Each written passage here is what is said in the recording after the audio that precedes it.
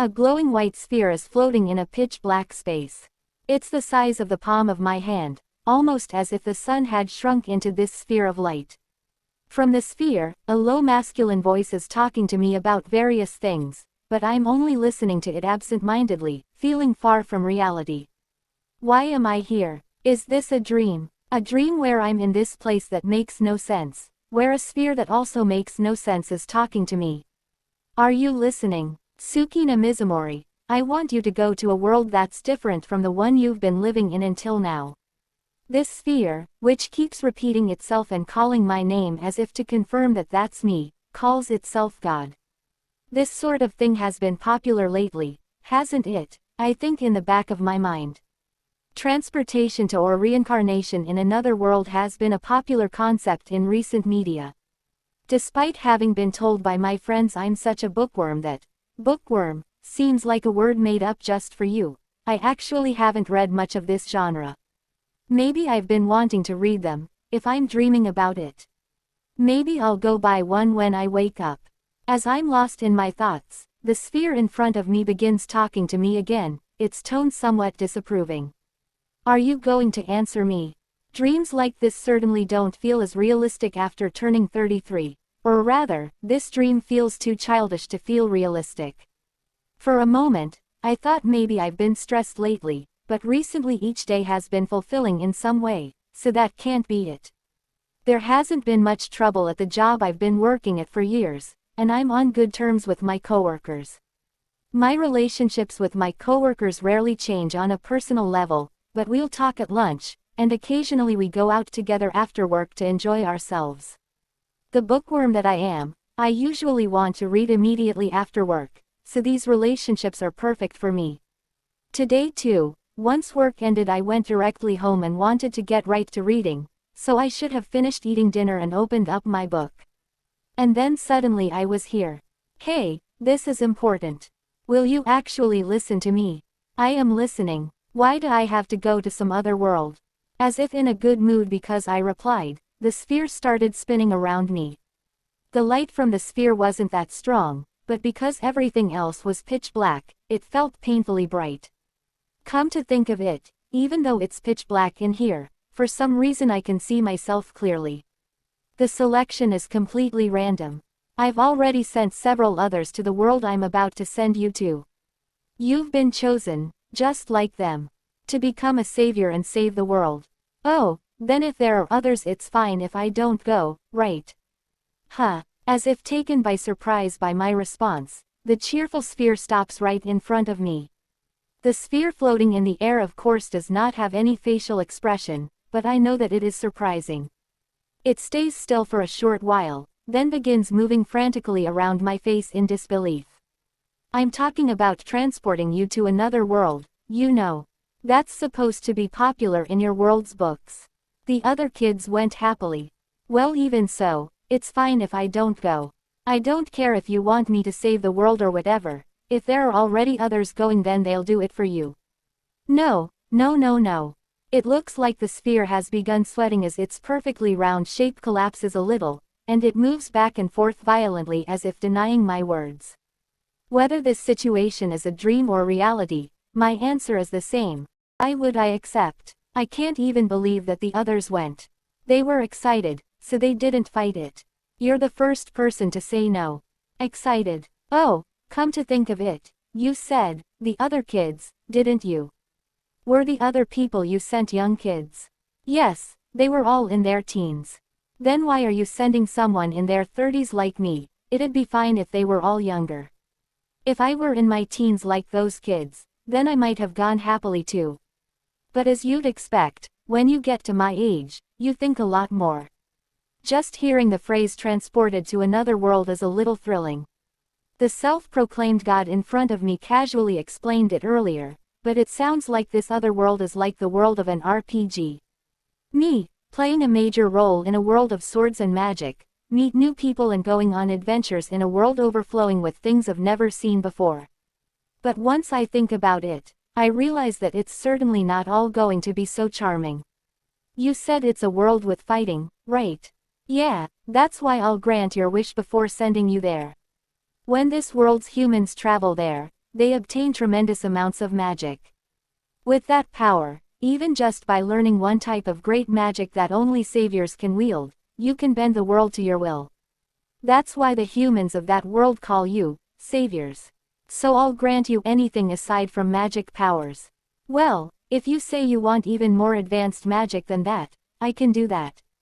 The other kids asked for strong weapons or improved physical abilities. Oh, and there was one girl who asked to change her appearance. I'm not good with pain, or rather I avoid situations where I might get hurt. And I'm the type of person to feel guilty even over something like killing a bug, so no matter how many weapons or physical abilities I get, I won't be able to kill any monsters or anything. I take the sphere's sudden silence as a chance to keep talking, and open my mouth again. You know, when you get to my age, you've already built a life for yourself. Yes, it's not like I love my work, or that I love the world I'm living in. But my life here is stable. I make a living, and have friends to keep me company. A new world certainly sounds thrilling, but that would mean completely starting over in a new environment.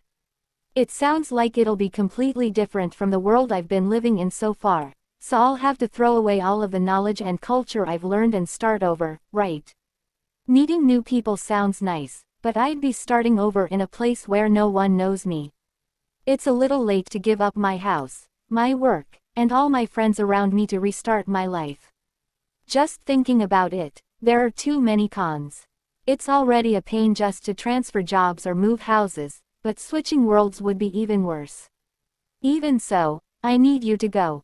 It's basically mandatory, or rather it is mandatory. The sphere begins in a quiet voice, a complete change from its loud voice until now. Some part of its voice is forceful, and I know I am losing ground. Absolutely, absolutely. I already told you, I can't fight at all. That world's balance is maintained just by sending humans from this world. It's a world where, even if you don't save the world, just being there as a savior with lots of magic will keep the world stable, and bountiful resources will be born. Since the others I've already sent will fight and learn great magic, I personally don't mind if you just live there quietly. Now I really have nothing to argue. At this point, there's no sign that I'll wake up, and I'm starting to sense that this isn't a dream. The only thing that can pull me out of this incomprehensible space is the self-proclaimed God in front of me. And at this rate, it doesn't seem to have any intention of returning me to my original world. But if this is reality, then if I mess up here, that might cause problems for me later. After giving me a moment to wonder what to do about it, the sphere spoke up apologetically. I'm sorry, but I have no choice but to send you to the other world. In exchange, I promise that I'll grant any of your wishes. Don't you have one? A dream you had in your old world, for example. If it's something that can come true even in a different world, then I'll do everything I can to make it happen. A dream. I've been earning my living on my own, with no desire to get married, and I've never even thought about having kids. My time to myself is so valuable that you could say I've never felt it necessary to spare any for others. Going out with my close friends sometimes was enough engagement with others for me. So for my life plans, I thought I would stay single and work until I retire, and then maybe I'd open a small shop. A small book cafe with my favorite things, cooking and reading. A store with my favorite books from around the world, surrounded by quiet antiques. I wouldn't even need to profit, I just want a relaxed shop where a few regulars come to read, and even if people are there, I can read with them. Though it'll be in another world, is this sphere saying I can make that dream come true right now? I've already made a plan, and I've been saving, but I thought that was just a crazy dream that would never come true. Now that I think about it, aren't all of my savings from these years meaningless now? That makes me a little angry. In either case, if I have to go, there's no reason for anyone to complain if I take as much from this God as he took from my life's plans. There shouldn't be anything wrong with taking as much as I can as compensation for suddenly being tossed into a new world. If I don't, I'll be out in the cold in a world I don't know anything about, a dangerous world with monsters living in it. It's really okay for me to just live a quiet life, right? Yes, that's fine. You said you'd do anything, But can I wish for as many things as I want? Yes, but, well, everyone until now only wished for one thing each. Huh, you didn't tell them they could ask for multiple things. Why, they thought one was enough, and so they just wished for one thing and went, right? No, I think it was just a simple misunderstanding. This is bad. This sphere seems like a good person, but that might not actually be the case. No, the moment it showed up with this story, it proved it wasn't a good person. This is so complicated that it's best to just try wishing for something. I try to remember what God said about that world. There are monsters, a demon king, and several countries. If there are warring countries, then there are allied countries. Is the currency, language, and fundamental knowledge the same no matter which country I'm in? Yes. How do people know about or the savior's existence? Most countries want saviors. I mentioned it before, but when humans from this world travel to that world, they obtain tremendous, no, you could even say phenomenal amounts of magic. There's something every country is desperate to get their hands on. So if, for example, I didn't tell anyone, would people know I was a savior? Upon arriving there, the savior's mark will appear on your body. If that's seen, people will probably figure it out. Mark, you don't mean like a tattoo, right? I want to avoid pain or any flashy symbols. It won't hurt, and it's nothing flashy. It's more like a design that will appear on you. Then can I choose where that mark appears? That is possible. Then, somewhere it won't stand out, can I put it under my hair or something? Like, on the back of my head under my hair, so even if I put my hair up it won't be seen. I lifted up my hair and pointed to a place on the back of my head. My hair goes just past my shoulders, and I've never dyed it before, but it'd probably be perfect if my hair was black to hide that savior's mark. Understood. But that'll only work for normal magic. If you use great magic, it'll glow and stand out. I'll keep that in mind, and I'll make sure never to use it in front of people. For now, it looks like I've gotten the fundamental culture of that world and how to hide that I'm a savior. No matter how much it's asked of me, the fact that I can't fight won't change. And live within that country's territory, somewhere sort of secluded from any towns. Like in a forest that doesn't stand out too much. There's a thick forest somewhat away from the towns, so I'll put it there. Briefly imagine your ideal cafe in your head. I'll make one based on that. But since the forest is dense, I don't think you'll get many customers. It's not like I really want to work that much. I just want to be able to enjoy my cooking and reading. Oh, and money. You have a lot of requests. Well, alright. How about this? As soon as God said that, a sparkling antique-style locket appeared in front of me. The pendant is entirely silver, with a flower design atop a diamond-shaped locket, threaded onto a thin chain. In the center of the flower sits a small, translucent blue stone. As I reach out to the gently floating pendant, it drops into my hand. It's lighter than I expected, and simple but a nice design that I like. The metal of the pendant, the perfect size to fit in my hand, is cool against my skin. I open up the locket, but there's nothing inside. I look over at the sphere, not knowing what to do with this pendant. When you squeeze that, a search screen like on a computer will appear in your mind. You can type letters just by thinking of them, so you'll be able to summon things using that search bar. Because it's God-made, it won't break, and to anyone but you it'll be a normal necklace. Money included, you'll be able to summon most anything. This is a pretty useful necklace, even if I end up in an unsettling place. Worst comes to worst I can just hide away in the cafe. From now on, this pendant is my lifeline. I squeeze it tightly in my hand. As long as I have this, I'll be okay. But what if I lose it, or if it's stolen?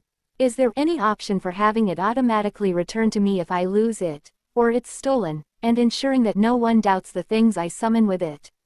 I'll add them. It feels like the sphere floating in front of me is getting a little tired from my thoroughness, but this isn't any time to hold back. This is a matter of life or death. It's clear that if I don't confirm everything I can think of, then whatever happens next will. You said that I'll have lots of magic, right? What kind of people can use magic? Ho! The sphere that had been quickly answering all my questions until now let out an interested sound, and began moving around me. Is something wrong? No, I was just thinking that out of all the people I've sent to that world, I've never gotten that question before. I will give anyone what they request, and answer anything they ask. But I don't give things people haven't requested, or provide detailed answers to questions that haven't been asked. In other words, none of the people you've sent know anything about magic. That would be the case. As for your question, you saviors have magic, but don't know any spells. But you haven't learned a single spell. In that case, how do you learn magic? You have to be taught by the people living there, or teach yourself with books. Great magic too. You'd have to find fairly old books and learn from them. The theory of it is difficult, so you probably won't be able to use it just from reading about it. Even if you are a savior, you'd need a considerable amount of studying. And I said this before, but to me, the great magic that only saviors can learn is like a bonus. But for general spells, if you practice a few times then you should be able to get them. The more you use them, the more powerful your spells will become, and the more the amount of magic you have will increase. Please make me able to use defensive great magic from the start. Magic I can use to protect myself in an instant. This feels like the best thing to raise my chances of survival. It feels like I'm floating, and my head is spinning. Then I'm sitting on the floor of a room somewhere. There are big magic circles above my head and below my feet, giving off sparkling particles of light. My legs are a little unsteady, but I stand up and look around the room. There's nothing in the room, but the walls and floors are new, shining as they reflect the light. It smelled like a brand new building. God said he would build this based on the image I had in my head, and true to his word, this is the second floor, which seems to be the living space. I start with the door closest to me and go in order, my footsteps speeding up a little as the anticipation in my chest builds up. On the second floor were 3 Western-style rooms and a bathroom. All of the rooms had cozy white floors and walls, and plenty of space and ideally designed closets within them. For someone living alone, it was almost too big. I walk over to the window and reach my hand towards it. It's colder than I expected against my fingers as it opens. As soon as it's opened, a cold wind blows inside, making my body shiver as I hug my arms. The sight from the window was a completely white expanse. Snow. I can see my breath, and everything outside is covered in a thick layer of snow, and the wind feels like it's going to freeze me.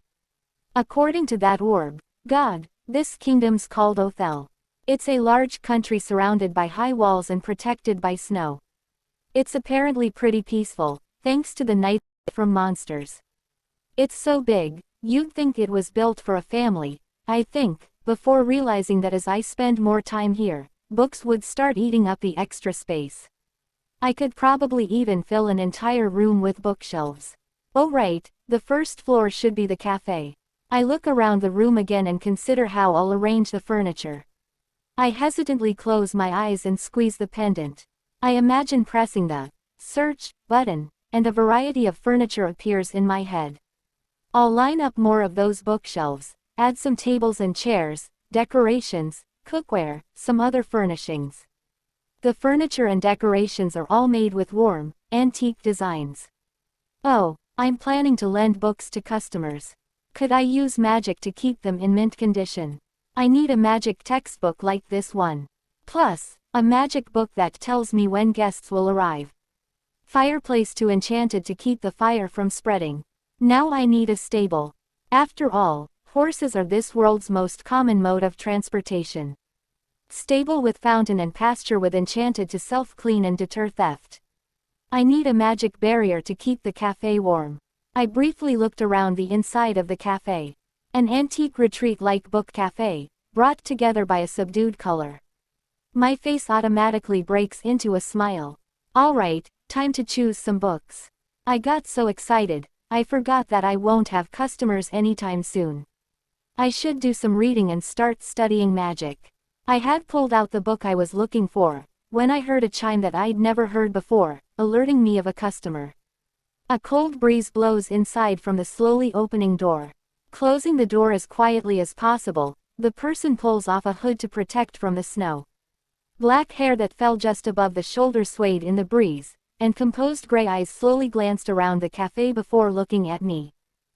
Welcome. Relieved that my voice still works, I look at my first customer. The book is clutched to my chest. A man, possibly a few years older than me, around the same decade. With crisp features, he is good-looking in a way that could be called handsome. He gives off a somewhat intimidating, but honest impression. He suddenly went silent and thought. How did a cafe on the outskirts of the city that he had never noticed? She made it over there safely. Lately, I've sent weirdo after weirdo. That last girl I sent posed a different problem. She actually wound up in Othel, too. Well, I'm sure everything will be fine probably. Welcome to my book cafe, sir. At the sound of my voice, he looks at me and his body stiffens for a moment. His eyes seem wary. After a moment, he speaks to me. I left my horse in the paddock outside, but, is that all right? Yes, there's a barrier to prevent any theft, so please let it run around freely. Or if you don't want to release it, you can tie it up in the stable at the edge of the paddock.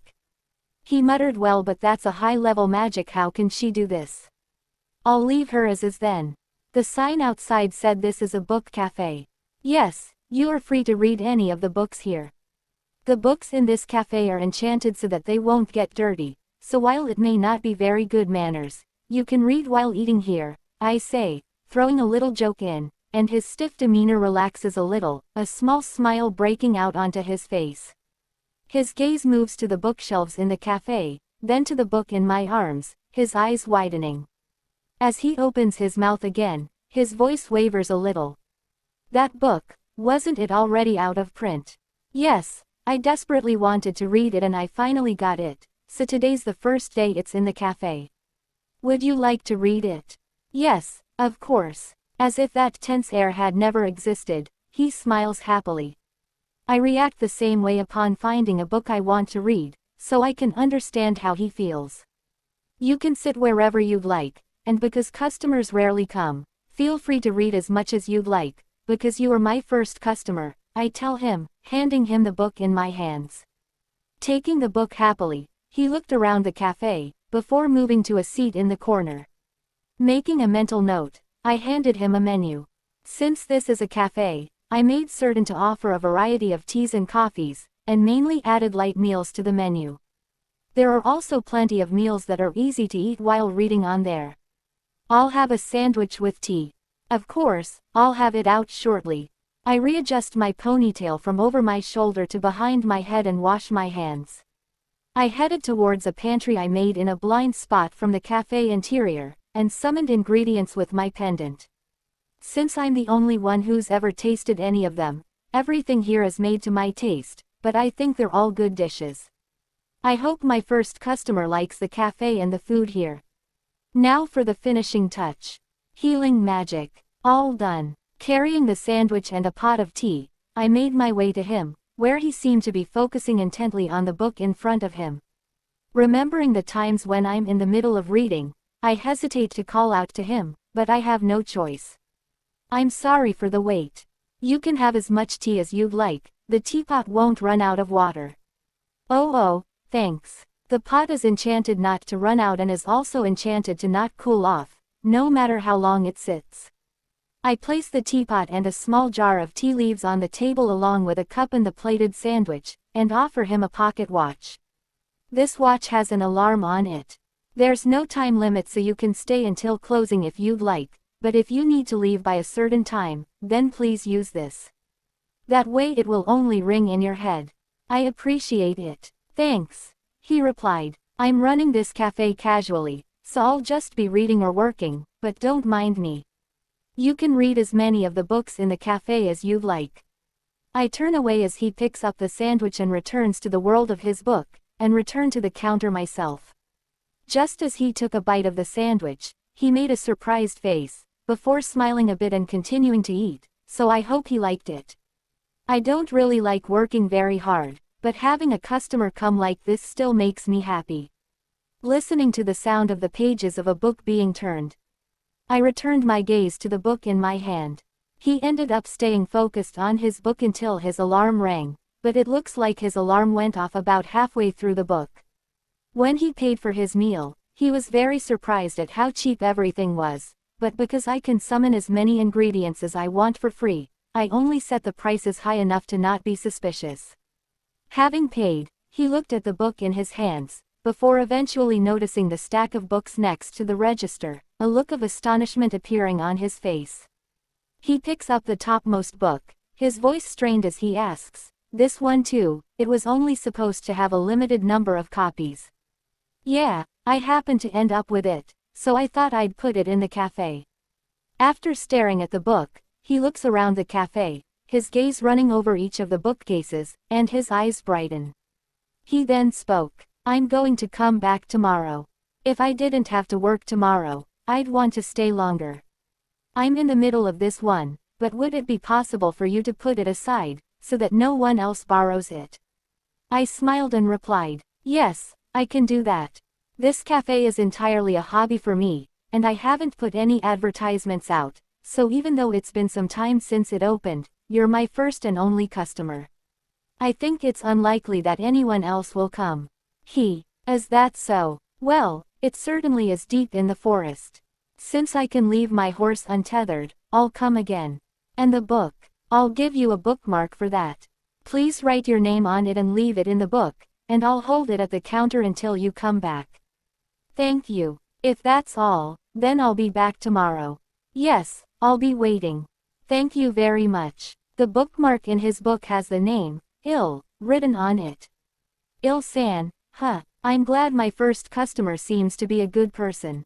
At first he seemed intimidating, but he turned out to be calm and charming. He was polite too, so maybe he's just the type of person who has an intimidating atmosphere.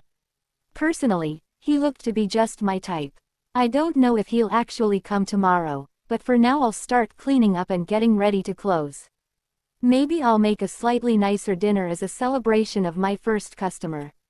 He leaves with a relaxed smile, and I don't feel any of the tension from when he first arrived. I wonder if it was stress, or if he was just tired. Riding my beloved horse on the path back to the castle, my mind races with everything that's happened today. A smile broke out onto my face as I thought, I really found a nice place today. As someone who's been teased for being a bookworm, that book cafe was a gold mine. The atmosphere was nice, and the food was delicious and just as I liked. The owner of the cafe was calm and friendly, so I'm looking forward to returning after work tomorrow. She said it's been some time since that cafe opened, but I wish I'd found it sooner. But as soon as I see the castle from a distance, that happy feeling withers away. It'd be nice if the savior followed her example. The castle where the king who rules this country lives, and the place I live as a member of the knights. The place where a young savior girl who it is said will save the world has arrived. I let out a sigh, and am reminded of the sour morning I had because of her. The young so-called girl was harassing the chefs. She shouts, "Why are there carrots in my soup? I hate those." The poor chef can defend himself, he only muttered, "I didn't know." "Are you talking back to me? Remember, you little worm, I'm the savior. I'll do whatever I want. No one in Othel can defy me." Finally, when I came back to the castle, I asked from my subordinate Bjork. "Hello Bjork. What did I miss while I was away? Anything to report?" Bjork replied, "You first. Did you and your horse finally get a chance to relax? You certainly look much better." I instantly remembered her face, and my mood again lit up. And I ask, "I do." Bjork leans on the window and sights. He then spoke, "You've gotta be kidding me. Just 'cause the savior got scared by a horse and fell, now we can't even let them run around," the man standing next to me spats. "And after she was the one who came into the horse grounds unannounced. Is she trying to stress out the horses until the next monster subjugation?" I added, "The incident with the horses was completely unprecedented. I'm working with the princess to figure out the savior's whereabouts and find a time and place to let our horses out, so we're managing for now, but are you okay? Are you sure it wouldn't be better to leave your horse with me?" You wouldn't be able to hide taking 2 horses out at once. Don't worry, after I finish the work for the knights, I'll be going on a long ride. But you're always looking forward to spending some time reading once work's over. It must be stressful for a bookworm like you. I'm more concerned about my horse's stress than mine. It's not that bad. You don't have as much time to eat either, right? You'll collapse before long. I can manage that much. You too, don't get so irritated that the princess hates you. You finally got engaged, after all. Yeah, I got it. It'd be nice if the prince would pay attention to his surroundings like before. To think that despite being lectured by the king, queen, and his older brother and younger sister, he's still in a trance with the savior. What a pain. Looking towards the source of the sound, it's the savior clinging cheerfully to the prince. Upon seeing her, my brows furrowed and I let out another heavy sigh. My sigh comes at the same time as the one next to me, and my friend's gaze is locked on the prince and the savior as he opens his mouth irritatedly. She's so conceited, so what if she's a savior? Don't let anyone hear you saying that. Bjork continued. Everyone's thinking about it, they just won't admit it. Since the prince is head over heels for her, no one's bringing it up, but even though it's been nearly half a year since she got here, she's just spending all her time hanging around the prince and hasn't learned a single spell. But on the other hand, it'd be bad if another country took her, so we can't just throw her out either. And we can't have her convincing the prince to run away with her to another country either. Just thinking about it irritates me. I don't know what I'd do without you, ill. If I didn't have anyone to complain to, I'd go insane. I opened my mouth and spoke. I feel the same, Bjork. I hope we can find a way to solve this all. It's about time to get back to work. Bjork continued. Today we start the real work. Not only are we unable to rely on the savior, but we have to reinforce our patrols, too. I'll leave that to you, right, Knight Captain Seal. I replied. Stop with that ridiculous formality, Bjork. You're the vice knight captain after all. I pat Bjork, who called me not by the usual nickname, Ill, but by my full name, Seal, on the back before heading towards the knight's main office. Both in battle and in life, I'm always being saved by my friend.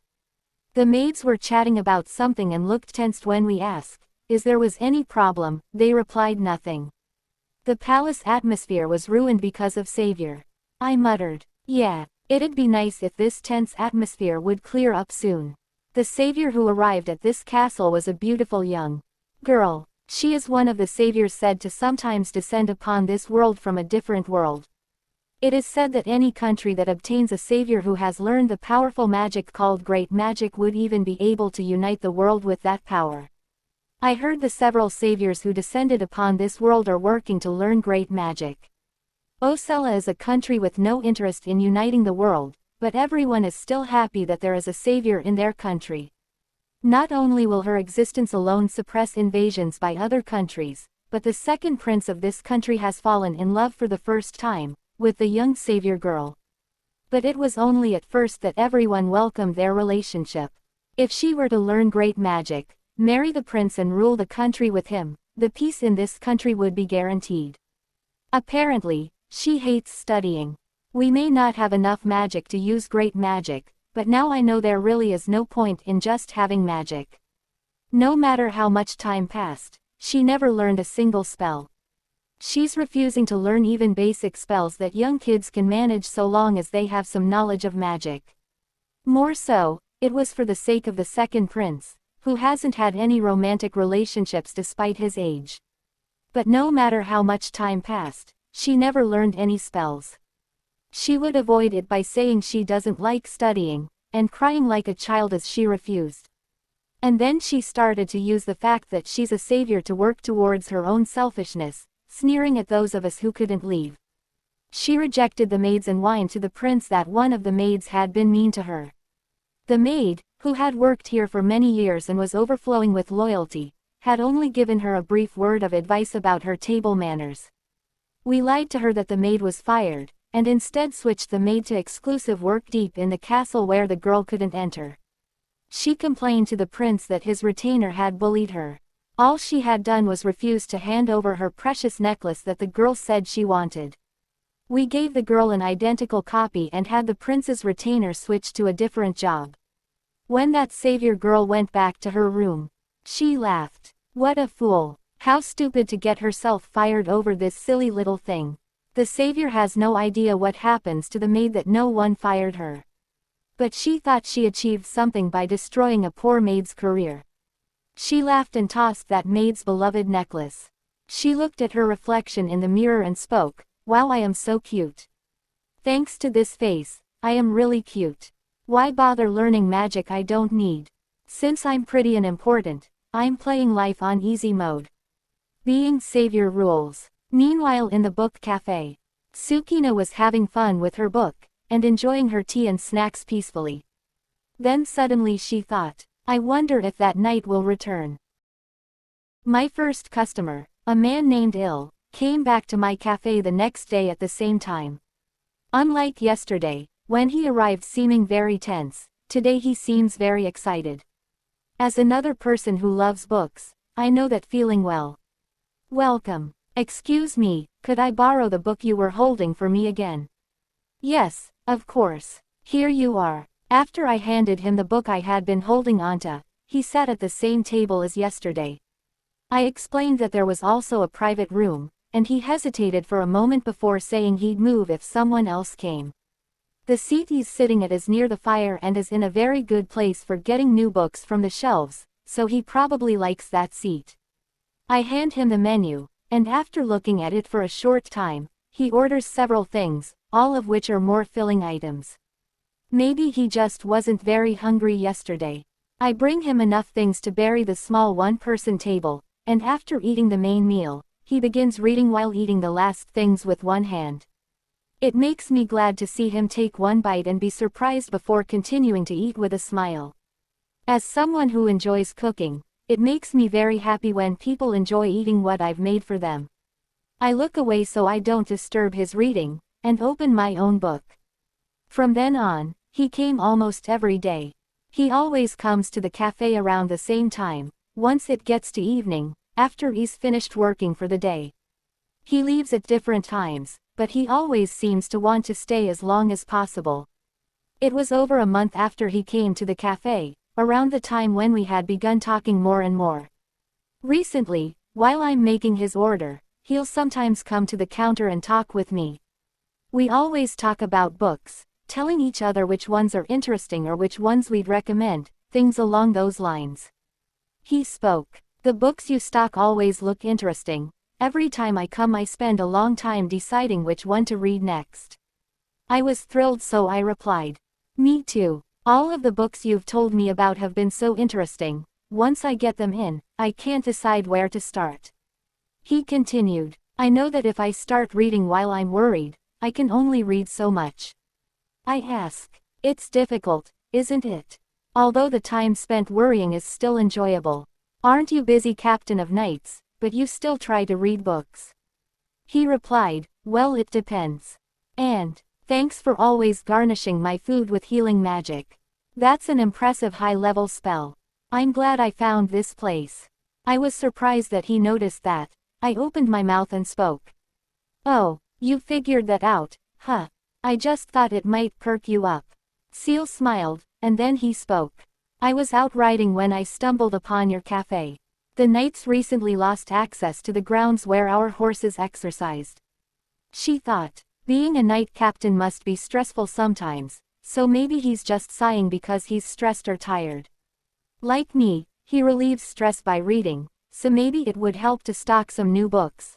I think, returning my gaze to the open book in front of me. Is there anything I can do? The next day I went to the castle town's marketplace. My pendant summons things for free, but I'm always up for shopping. I found new ingredients already.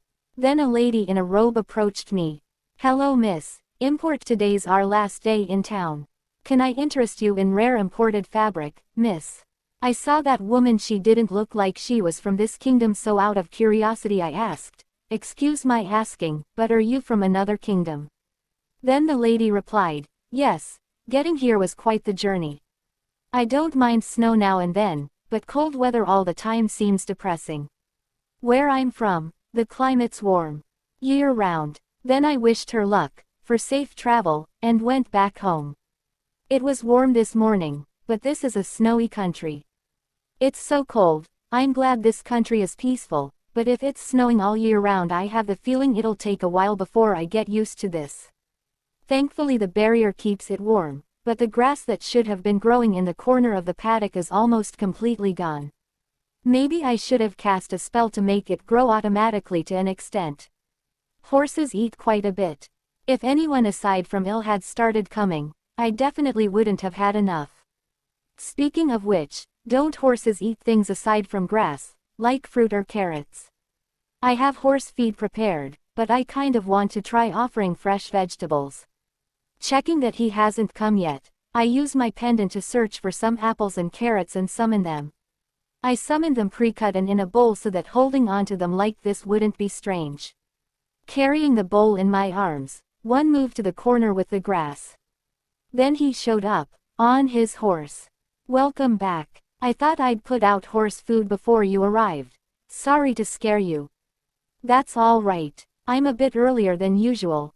Next to Il, who showed up out of nowhere, stood a pure white horse.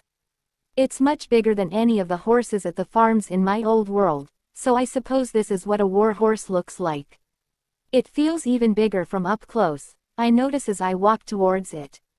You're so big. It's nice to meet you, I say, looking up at it from below. The horse seemed to take interest as well, moving its head down so I could get a better look at its face. Wow, you're so pretty. It's beautiful, even compared to other horses. Its intrigued eyes widen, and it brings its head further down towards me. Hey. Il's seemingly panicked voice echoes in the paddock, but his horse pays him no mind as it ducks its head towards me, or rather, the bowl I'm holding. Its nose pokes at the bowl of vegetables. Aha, you like them, don't you? I prepared these thinking you'd be able to eat them, but, I turned to Il, asking, is that okay? And is it okay if I pet your horse? He spoke. Yeah, that's fine. You can feed her. I held a piece of apple out, and she ate it from my hand. Her eyes widen and sparkle brightly. You're so cute, I'll leave these in the food box for you and you can eat as much as you want. Animals really soothe me. Thanks for letting me pet her. He asks. Oh, I don't mind that at all. You're not afraid. I was surprised by his question. Afraid? You mean, of horses? Yeah, I never would have seen that question coming. For some reason, Il has a serious expression on his face, which seems strange to me, but I answer his question. I'm not afraid, I've always liked horses. I think yours is especially pretty and cute. The maids at the castle aren't afraid either, are they? Since the horses are always helping us out. Hearing my answer, he is surprised for a moment, before looking downwards. He was thinking about the savior girl who fell from the horse because she startled the horse and that's why she fell from the horse. But she blamed the horse for that and demanded that the horse should be put down. She demanded that horse should be dead. Then he spoke, they wouldn't. I see. It seems I worried needlessly. She replied, by the way, that the new book you wanted was in. Wow, that's a piece of good news, let's go. He was about to enter inside the cafe but then she stopped him. Wait, would you like to read over there? Then he followed her. They went to veranda. In the middle of the veranda there was a big beautiful tree, with a seating table, and chairs. I put out some temporary open-air seating. You might not see that too often in Othel, since it's always snowing. Reading out here could be a nice change. These are pretty. They're imported cherry trees. Then he turned around and complimented her. You really are wonderful. Both stared at each other for a while, and she blushed. Then she suddenly broke the silence. Oh wait, I forgot, let me get the book you wanna and menu too. Till then make yourself home. While blushing, she ran towards the cafe. She went inside and closed the door, and her heart pounded so hard, that she thought she couldn't handle this anymore. After spending time in the cafe he went back. His subordinates greet him. Seeing his happy face, Bjork thought. Lately, he gets back looking way better than when he left. Something's definitely going on. Seal asked. Is there anything to report? What's with that look? Bjork nodded. Nothing. He thought, there is something fishy going on. I have to find out. Next day, in the bustling castle hall, a group of vendors had opened shops, and various overflowing products were lined up. As of now, it was only open to the castle's inhabitants, and the royal family and knights were looking around pleasantly.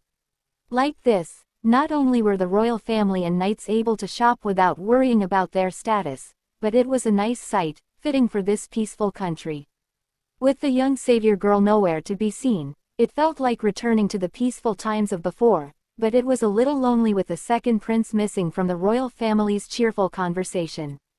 Before, he would have happily gifted the queen and princess presents here. It's strange that the prince, who used to always think about his family, is now doing anything and everything for that savior girl, but we can't do anything about it. Bjork spoke. Ah, today sure is peaceful. The savior's got her own time with the prince reserved for shopping after, right? I smiled and replied, yeah, the king was considerate, saying that way everyone else can take their time looking around. Bjork continued, the fact that the savior has her own time reserved in the first place makes me angry, but shopping at the same time as she would be even more irritating, so we have to be grateful for the king's sympathy. Even if it is a reserved time, it's only about an hour. After that, it opens to the castle town, so they have to be gone by then. Seal continued, I see. Well, an hour should be enough for that savior. She seems to get bored easily, so she'll probably be satisfied with a short time. In any case, Bjork looked around excitedly before looking at the princess and smiling, I'm gonna buy her something. It's been a while since I've had the opportunity to. Yeah, I'm sure she'll be happy. I replied to him. Bjork continued, it'd be nice if you had someone to give gifts to too. It's pretty fun to pick things out for someone. One of the drawbacks of being our age is that almost everyone already has a partner, but if you find a single woman, it'd probably work to approach her, Bjork told me with a teasing smirk. I'd like to tell you that line, a little while ago, I replied, and he was silent. Laughing off Bjork, who has his head hanging dejectedly, I tap him on the back lightly and urge him to go towards the princess. Watching Bjork make his way to the princess, I look around again. The busy shops are likely the ones with food from other countries. The members of the knights eat like horses. The king and queen are cheerfully looking at decorations, and in front of a different decoration shop are Bjork and the princess. Normally, I would go straight to the old bookshop or go with my subordinates to look at the food. The princess was smiling brightly, looking at a necklace Bjork must have given her. Getting a gift really does make you happy. I remember the book cover Sukina gave me and a smile appears on my face. It has magic to prevent the book from being soiled, but thanks to the subdued design, it's made my reading time that much more enjoyable. She casually gave me something with an advanced spell that she cast easily, but if I were to buy something like this at the market, it would be a very high-class item. Come to think of it, the recovery magic she puts on my food and drinks for me is advanced magic too, and she doesn't take any money for the horse feed she gives my horse either. A gift, huh? I remember Sukina's face from when she saw me off yesterday. I'm there almost every day, but I want to spend even more time at that cafe. If it's as a thank you for everything, maybe she'd take it. I look at the shops around me and think, I wonder if she'd be happy to receive something from me, or if it'd make her smile. She probably wouldn't take money, but it should be fine if I buy something for her. This is the first time I've thought about wanting to give a gift to anyone, let alone a woman my own age. Immediately hit a wall. I have no idea what to buy. Even just whispering it to myself is pathetic. I narrow the items in the shop down to the ones with simple designs and compare them. She doesn't seem like she likes anything too flashy, and I should probably avoid anything like rings or bracelets that would get in the way of cooking. She's often carrying books too, so a corsage or a brooch would probably get in the way. A necklace, or maybe earrings. My wandering gaze eventually lands on a hair tie with a white flower attached to it sitting in the corner. The flower was somewhat big, but the design was subdued. Sukina always ties her hair to the side or behind, but it's always with a normal hair tie, without any decoration. I decide to buy it, and call over to the shop owner. Excuse me, could I get this wrapped? Yes. Around to take out the item, the store owner was extremely surprised at me calling out to her. Realizing that she was staring at me strangely, she frantically smiled at me again and began to wrap up the hair tie. I don't know why, but I'm glad the wrapping design also looks like something Sukina will like. I hand her the money and take the wrapped gift and smile. It certainly is fun to pick out a gift for someone. I think she'll like it, and once I finish shopping, I have the afternoon off. I decided to go to her cafe a little early today. Thinking it strange that my lively surroundings had gone quiet, I turned to leave. Everyone was surprised that the captain of knights, who wasn't interested in anything except books, was now purchasing the gift for mystery women. The queen spoke. Did you see that? Captain Seal just bought a woman's hair tie. The king nodded and spoke. Indeed. I'm speechless. So, of all people. Seal's friend Bjork seems very intrigued by Seal's matter. After that, Seal went to book, where Sukina was waiting for him. Welcome back. You are early today. I am off duty, he replied. Oh, I see. She turned her head and spoke. Oh, your colleague joined you. He's a knight as well, right? Seal was puzzled. He turned back and saw that Bjork was there. He shouts, Bjork, what the heck you are doing here? From behind, she asks to get Bjork's cloak. I came to figure out why you've been so keyed up lately.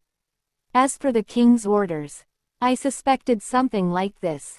Even a straight arrow like you has his indulgences. Pleased to meet you. Il and I have been friends for ages. He smirked. Tuskina introduced herself. The owner of this cafe. Nice to meet you. He muttered. Whoa, you've got tons of bookshelves. She replied, I will give you a tour. He saw tons of books and spoke. So what's a book cafe? She continued. It's a spot where you eat, drink, and read to your heart's content. You needn't worry about damaging the books. I used magic to protect them all. Hearing this, he can't believe. He muttered, what? They're all magically protected. Amazing. She spoke. I'll leave your book here, Il. All right. He replied, yeah, sure, thanks. He hides his gift and thinks of giving it later. Both of them sat down and she started making coffee for them. Bjork asked, how long have you run this cafe? About 3 months. I think, I replied. Bjork continued. Ah, so, it's still pretty new. Il was always a bookworm, even when we were kids. He'd crack open a book whenever he had spare time after sword fighting practice. In our village, books were rare. He reread the same ones till they fell apart. She asked, you grew up in the same village? He continued, yeah, out in the middle of nowhere. Seal was leaving the counter, then she spoke. Your tea's almost ready, Il. He replied. Thanks. But I'm grabbing the sequel to this. I'll be right back. Bjork then spoke. Hey, he's been looking a lot better lately. I think that's because of you. Thanks to you. Hearing this, I blushed. After taking a sip of tea, Bjork was surprised. He spoke. Whoa, you cast healing magic on this and it still tastes like tea. Incredible. After sipping his tea, Bjork asked, Tuskina, what's your type of guy, I mean? Hearing this, Seal gets angry. He dragged Bjork and throw him out of the cafe. Bjork spoke. What the hell was that for, Il? But Seal shouts in anger. If you're not here to read, go home, then. But then Bjork suddenly said, yes, sir. He came inside and closed the door. He said, sorry for the disruption. But she wasn't sure why he did that, so said, no, it was nice to meet him. Please, let him know he's welcome back anytime. Then Seal said, before he barged in, I meant to give you this. He took the gift he prepared. It's a thank you gift, for always taking care of me. She saw the gift and she was surprised. She said it's so cute. He asked to try it on. So she tried it. She looks absolutely cute. And the design is so beautiful. And it's sturdy enough to wear often. I'll take good care of it. Both of them were happy. From the window, Bjork was stalking them, so Seal said, I'll come back when Bjork's not stalking me. And she nodded. He went back to Main Road with Bjork. Meanwhile cursing on him while they were riding horses. Meanwhile I was so touched by his gift. Then I went inside. And started reading books. And then someone came to cafe. A sound rang in my head to notify me of a customer, and a smile came onto my face reflexively. Welcome. I had assumed it must be ill, but this time the person who entered was a man I'd never seen before. He looks around the same age as me, but he has the smile of a mischievous child on his face. He has a very different look from ill, but with his bright and amusing features, he looks like the popular type. Hey, looks like everything's going smoothly. Having someone I've never met before speak to me as if we were close friends leaves me bewildered.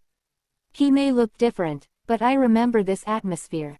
God, I asked softly, and the man looked at me, his smile growing wider. And the man nodded. He walked over to me with that same smile and took a seat at the counter. Sorry for the sudden visit. Don't worry, it's not like you called me. I just decided to come here, so this won't be included in the 3 wishes I gave you. I was relieved to hear something along the lines of what I was expecting. I was afraid I might have just called a normal person, God, otherwise. You're really, God? I asked. Yeah, I decided to change my form to match the humans here. Are you just checking up on me like you had said you would before? Well, that too. Oh, and you don't need to be so formal with me. Oh, okay. Since he didn't seem to mind at all, I decided to talk casually, and look at his face. He takes a sip of his coffee again before opening his mouth. The reason I'm here today is because it looks like we're going to have a bit of a problem soon. It's related to the other savior in this country, so that's why I came to you. Other savior. Wait, there's another savior in this country.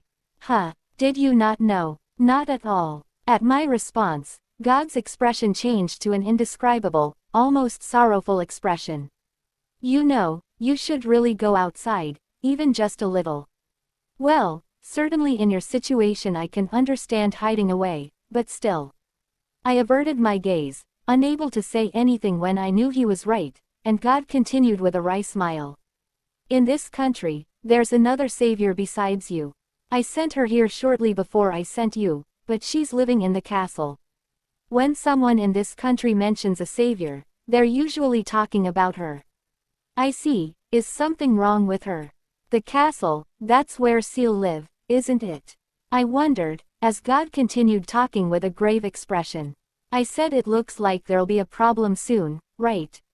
The savior living in the castle is a young girl, announcing that she's a savior and refusing to learn low-level magic, let alone great magic, spending all her time playing around in the castle. Huh, but isn't she there as a savior? God replied. Yeah, that's kind of amazing. She's young, or perhaps, childish, is a better word for her. You don't want anyone to find out that you're a savior, so you're hiding away deep in this forest. It's almost certain that if the humans here knew, they'd throw a big festival to celebrate you and cause a big commotion. Certainly, you have no option but to hide that if you want to live normally. But like I said earlier, the other girl is loudly proclaiming that she's a savior, and spending her days playing around in the royal castle. Wow, I'm the same in that I'm not cooperating as a savior, but I certainly don't dare to refuse to cooperate while announcing that I'm a savior. So, is something going on with her? Yeah, today I'm here with a warning, or information, something like that. I think whichever one of those it is will change the meaning, I say. God continued, whichever you'd like to take it as depends on you. First, I told you that she hasn't learned a single spell. Her wish when she came here was to be pretty, and she doesn't have an ounce of fight in her. I've granted a lot of wishes, but I still don't understand how humans think. Separate from the fact that she hasn't learned any magic and is only being protected there, she's been doing whatever she wants in the castle. Not only has the second prince been fawning over her, but a savior who has powerful magical abilities but hasn't learned any spells is too much for the castle, and it's not like they can hand her over to another country, God continues. I wonder if the reason Il has been so tired is because of that savior. I feel a chill go down my spine. God continued. She was an only child born to a rich couple who had been wanting a child, so in her old world, she was doted on and generally listened to her parents. That's why she hates having to put up with anything she doesn't like. I opened my mouth and spoke. If she were rich, it seems more likely that she'd put more effort into being educated. God's expressions were not positive as he spoke. Well, that depends on the person. I mentioned it before, but as long as a savior is in this world, balance will be maintained. I don't know about those around her, but I generally don't care how saviors spend their time as long as this world's balance is maintained. But she's being far too selfish. I've sent plenty of saviors to this world before, but this is the first time I've seen a savior so unwilling to learn magic. First, there's the fact that the second prince is head over heels for her, which could be either that he's just taken with her herself, or that he's drunk on some very strong magic. There's never been any case of someone being drunk on magic for a savior before, but that prince is very susceptible. It could be that the appearance she wished for is affecting him similar to charm magic. It's most likely because that prince is approving of her that she's being tolerated, but he looks at me, and I falter slightly as I return his gaze. You've learned quite a bit of magic, haven't you? Huh, well, it's fun to learn something that didn't exist in my world. That and it's convenient. All the other saviors until now have been like that too. Whether they want to save the world, learn great magic, or simply because they're interested, no matter the reason, everyone's learned at least one spell. Do you know that magic is influenced by the user's mind? Yes, I know that. Frankly speaking, what I'm concerned about is this savior losing control of her magic. Losing control of her magic. I don't like the sound of that. God's serious air and expression only encourage that feeling of dread. Normally, by using smaller spells like you have, you gain more control over even the savior's most powerful magic. Even without that, a reasonable person would try to restrain their magic. But the savior at the castle doesn't have the reason to control herself. If she hates something, she won't do it no matter what the situation is. A mind like that and powerful magic she can't control. If something happens and she loses control of herself, she'll lose control of her magic as well. And when powerful magic goes out of control, there's only one outcome. God stared straight at me, gaze unwavering, and I somehow understood what he wanted to say.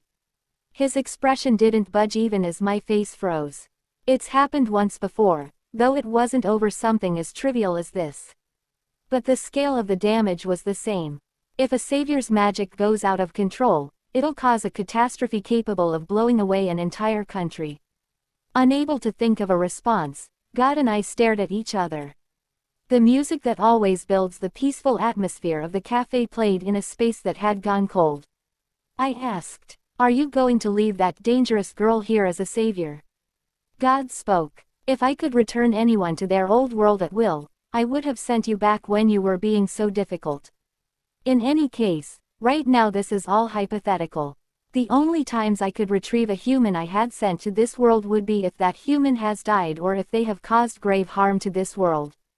If nothing happens, I can't do anything. I don't know how retrieving works, but hasn't she caused quite enough damage to the people at the castle? So you're telling me to stop her?" "No, I'm not saying that. A disaster is only a possibility. But even if it happens, then whatever you decide to do is your choice. This isn't something I can force you to do." I was silent. "I told you, this can be a warning or information," Gid said. I wanted to ask if two saviors use their magic against each other, who would win?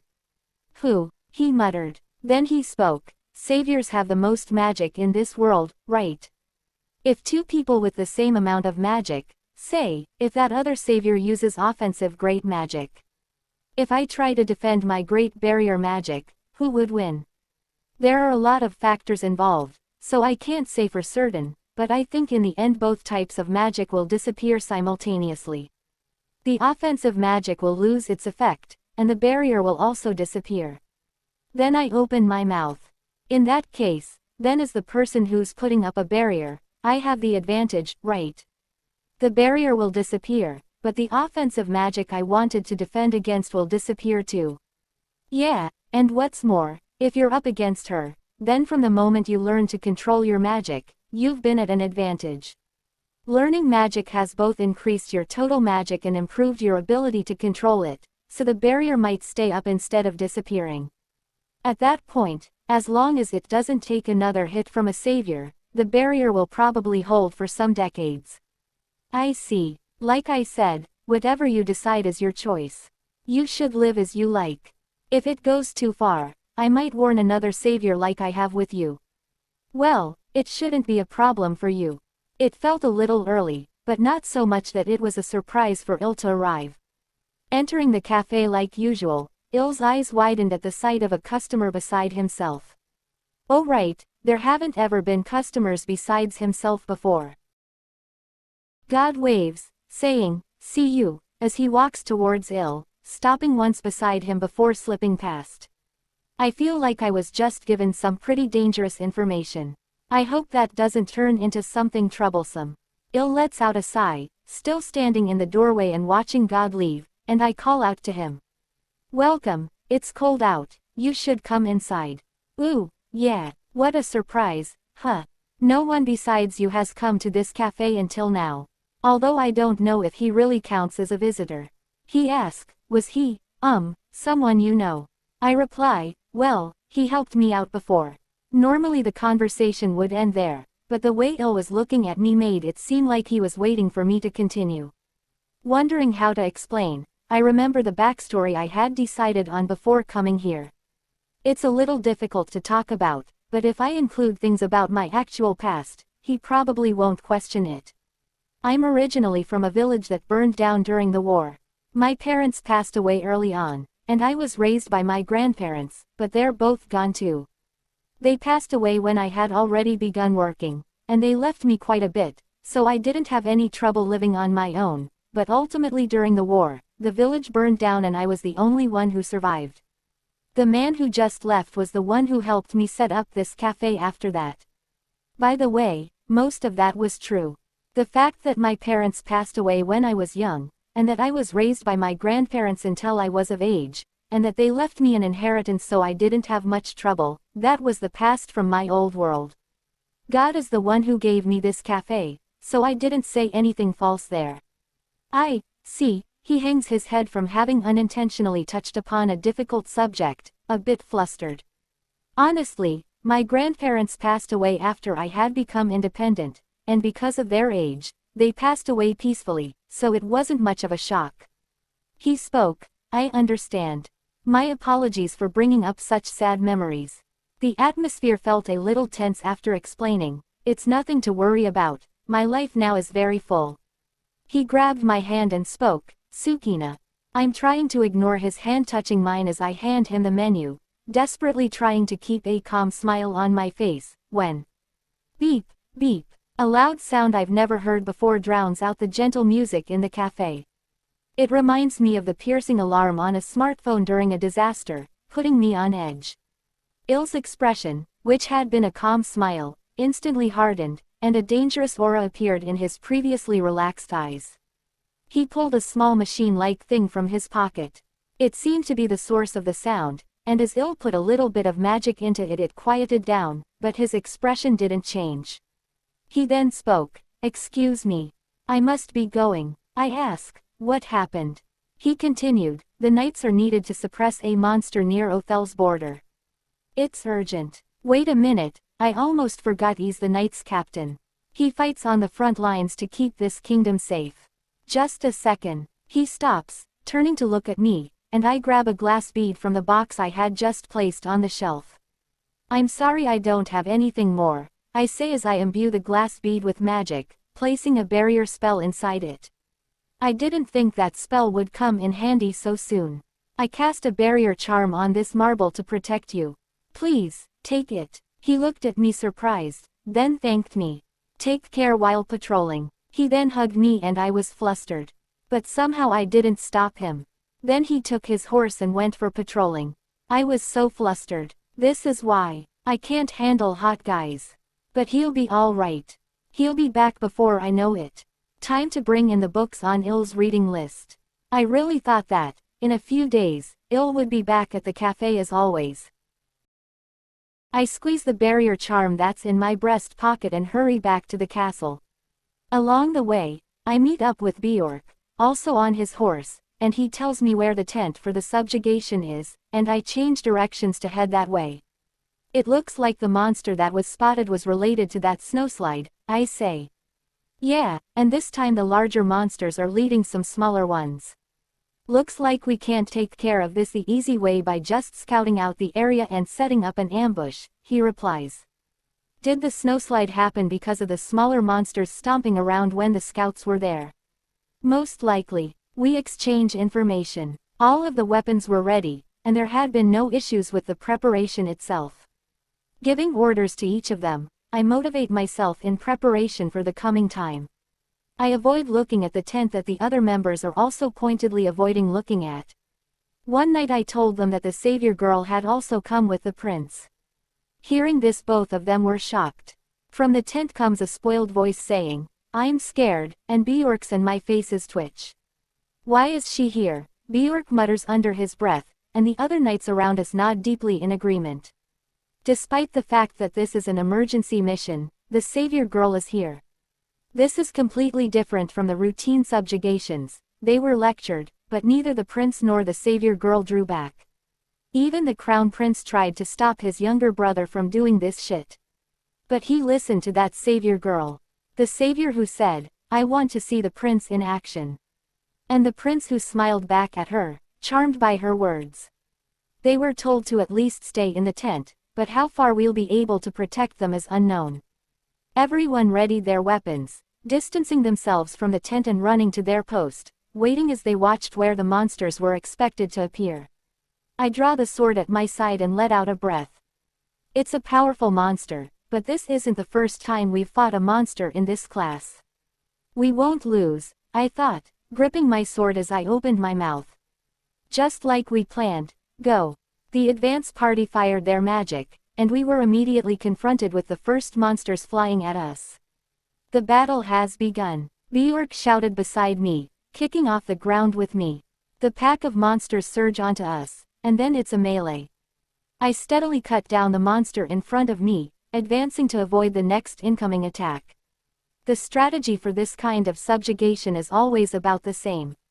The knights scatter the monsters around us, and either Bjork or I go for the leader. That's how we've always done it, so we were planning to use that same strategy this time too. That is until the second prince jumped into the front lines. I only realized it was too late. First was the prince, flung aside by the huge forefeet of the giant monster, followed by the savior, trembling so much she couldn't even move. No one needed to ask why the two that were supposed to be in the furthest tent were here now. The girl spoke, "Whoa, it's like a movie. That wolf's horrifying." The prince then replied, "Well, of course, but..." She then hugged him and spoke, "Oh, but if it attacked me, you'd save me, right?" He continued, "Don't get close to it, my love." The knight's hateful gazes were suddenly directed towards the young savior girl. Several of the knights who had first leapt in were thrown aside and knocked unconscious. Where we had been pushing them back, suddenly we were being pushed back ourselves. "Il, get the leader first. If the bigger ones are taken care of, they'll break apart."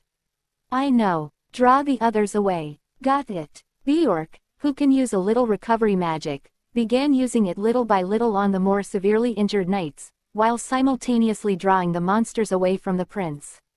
I told Prince to take my horse and go away. Just when the other knights were drawing away the smaller monster's attention and I was guiding the leader towards myself, the trembling savior let out a scream and ran away. After I had just gotten the leader's attention, it turned towards the savior's scream. In the blink of an eye, the monster closed the distance between itself and the savior. And as it brandished its claws, the prince jumped in, and there was a spray of blood. The falling prince, and the retreating girl, dragging her body away in an attempt to escape, as if the prince's blood itself would burn her. The dazed older prince lets out a small "why." Everything happens in slow motion as the monster moves to make what would likely be the killing blow on the prince. The next thing I knew, I was holding the prince in my arms. My back, face, and arms and legs felt hot, and there was a disgusting feeling of something flowing out of my stomach. The prince looked at me in surprise, and it almost looked like his eyes had returned to how they were before the savior arrived, and I couldn't stop myself from speaking. Good grief, you're more trouble now than when you were young. Why? As I try to respond to the prince, something rise up in the back of my throat, and I cough, the taste of blood spreading through my mouth. Ill, Bjork yelled out, louder than I've ever heard him yell before, and from the breeze behind me I sense the leader's attack coming. I shove the prince out of my arms and away from the attack, and support my unstable body with my sword. That was probably the last of my strength. My body won't move, I can hear the sound of blood dripping onto the ground, and my vision is flickering and fading. The ground is swaying, and I feel sick. Is it over? Is this the end for me? Even though I've finally realized. As my vision fades, the smile I've seen almost every day comes to mind. After she told me she'd be waiting, and to be careful. My chest feels terribly hot, as I think, I can't die yet, I can't let myself die. Sukina. As soon as the words fell from my mouth, everything went black. Recently, I've gotten into the habit of opening the door and checking outside several times a day. Even a week after Il left for the subjugation, he still hadn't come back to the cafe.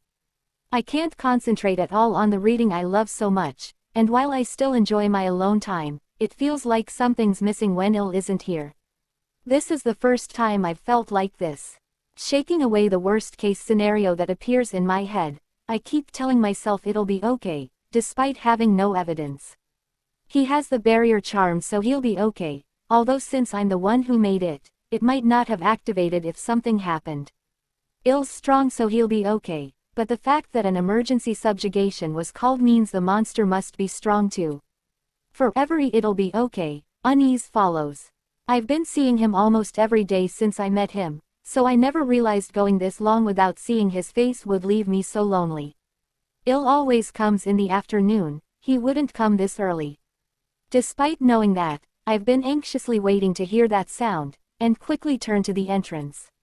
My vision blurs at the sight of a familiar figure stepping into the cafe, ringing the door like usual. Sorry I couldn't come for a while. Just like the first time I met him, just like always, Il steps into the cafe as he removes his cloak that protects him against the snow, and as I look at his face, as the surprise hits me, my body relaxes and I sink to the ground. Under his cloak, his body is covered in bandages. A large gauze pad covers part of his face, and his neck and hands, not covered by his clothes, are wrapped in bandages. Seeming concerned by me sinking to the floor, he moves towards me, but I can see that he's limping a little. Are you okay? I should be asking you that. Those injuries look bad, but I'm glad you're alright. Yeah, sorry I couldn't contact you. I let out a breath and stand, guiding Il to a stool at the counter and pulling it out for him. He thanks me, and sits down with undeniably stiff movements. Are your injuries okay? Yeah, I've recovered enough that I can move. I wanted to come here as soon as I could, so I ended up rushing the doctor so I could get permission to leave. He says that with a bitter smile, looking a little pained. I'm incredibly glad and relieved to know that you're okay, but are you really sure you should be moving around? Yeah, some places hurt a bit, but moving isn't a problem. I was able to ride my horse here, in any case. When I look out the window into the horse paddock, I see Il's horse happily sticking her face into the food box I just refilled with a new type of feed. I'm relieved she's okay too. I saw you put fresh food in the paddock. Thanks. I'm glad you liked it. I'm relieved you two are alright. I move behind the counter in front of Il, and look at him again. It looks like he's covered in bandages from head to toe. It looks like it's hard for him to move, he's probably covered in injuries under his clothes too. That looks painful. Are you able to eat normally? I'm mostly fine. The doctor just said to avoid anything hard. Could I ask for bread and stew? Of course, I'll have it out shortly. While the stew is boiling, I summon some soft bread. I also decide to boil the stew a little longer than usual. I wonder if he forced himself to come here. The thought makes me happy, but also worries me, and I don't know how to feel. I got the new books in, that you said you wanted to read. But it looks difficult to read a book with your hands like that, right? His hands were wrapped in bandages, all the way to his fingertips. It looked like he could move them, but flipping pages would be hard. I spoke. It hasn't been all that inconvenient for most things, but reading a book is hard. If I get distracted, my hands relax and the book closes. He opened his mouth and spoke. Yeah, that's the most annoying thing when reading. I even received some amount of restoration magic. But apparently with injuries this severe, restoration magic can only be used on one area once per day. And this time there were quite a few injured knights aside from me, and several other members with injuries worse than mine. Because the castle is limited on people who can use restoration magic, I had them begin prioritizing the other members yesterday, since I've recovered enough. It was best to only rely on restoration magic until yesterday, so from here on it's just natural recovery. When I woke, the royal family was in tears. Though Bjork still gave me an earful. Was it that difficult of a subjugation? I asked. He continued. Well, the monster itself was one we've fought before. This time, there were other factors that led to us being nearly overrun. Oh, speaking of which, I meant to thank you earlier. The barrier charm you gave me, it broke apart and disappeared, but it's because of that I'm still alive right now. Thank you. Il gave a wry smile as he said that, but I felt as if I had been suddenly chilled to the core. When I think of the night's near destruction, where even the captain, the person in front of me, was injured this badly, I wonder if this is normal too. A chill runs down my spine, and I suddenly want to cry. He really is close to death. I gently reach out and take his left hand that's wrapped in bandages. Tsukina, he called me. I spoke to him. I know this isn't something I should be saying to the knight captain, but don't be so reckless. It wasn't just 2 or 3 days, but you were gone for 10 whole days, and I was worried the whole time. As I said that, I cast restoration magic on his left hand. I forced my voice to work in an attempt to hide my hand heating up in his. Of course I was. You've come here almost every day until now. I couldn't relax without you here, and every day I opened the door and looked outside for you. For several days, his usual chair stayed empty. I at least wanted to know if he was alive, but I didn't have a way to get any clear information. I smile wryly as I said that, and Il's gaze doesn't leave me. His expression is so serious, I can't look away. Is something wrong? Tsukina, as Il begins, I hear the stew boiling over, its contents sizzling on the stove.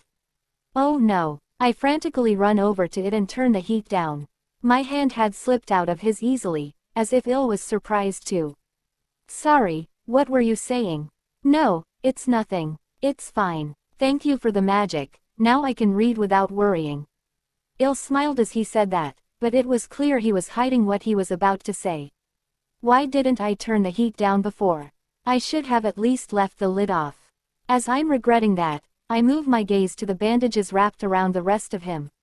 Really would have been nice if you were the savior, Il says with a bitter expression, and for a moment I'm at a loss for words. That's the first time he's ever used the word, savior. His tired expression, and his injuries this time.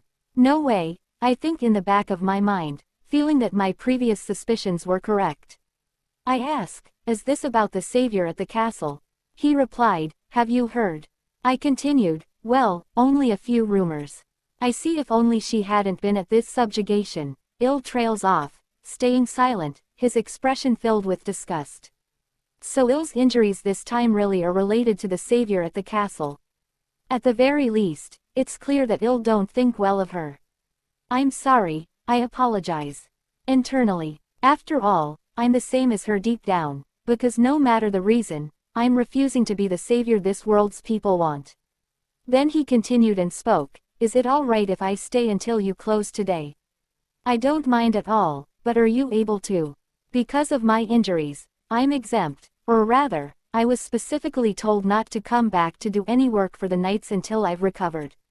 I normally borrow one of the rooms at the castle, but to be honest, the atmosphere there is terrible right now. I want to stay away from the castle as much as I can.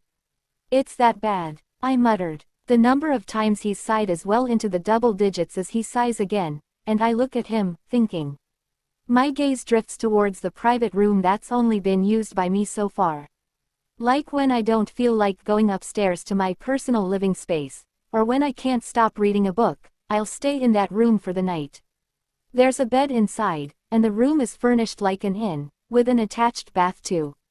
What should I do? I think, my head becoming more and more disoriented.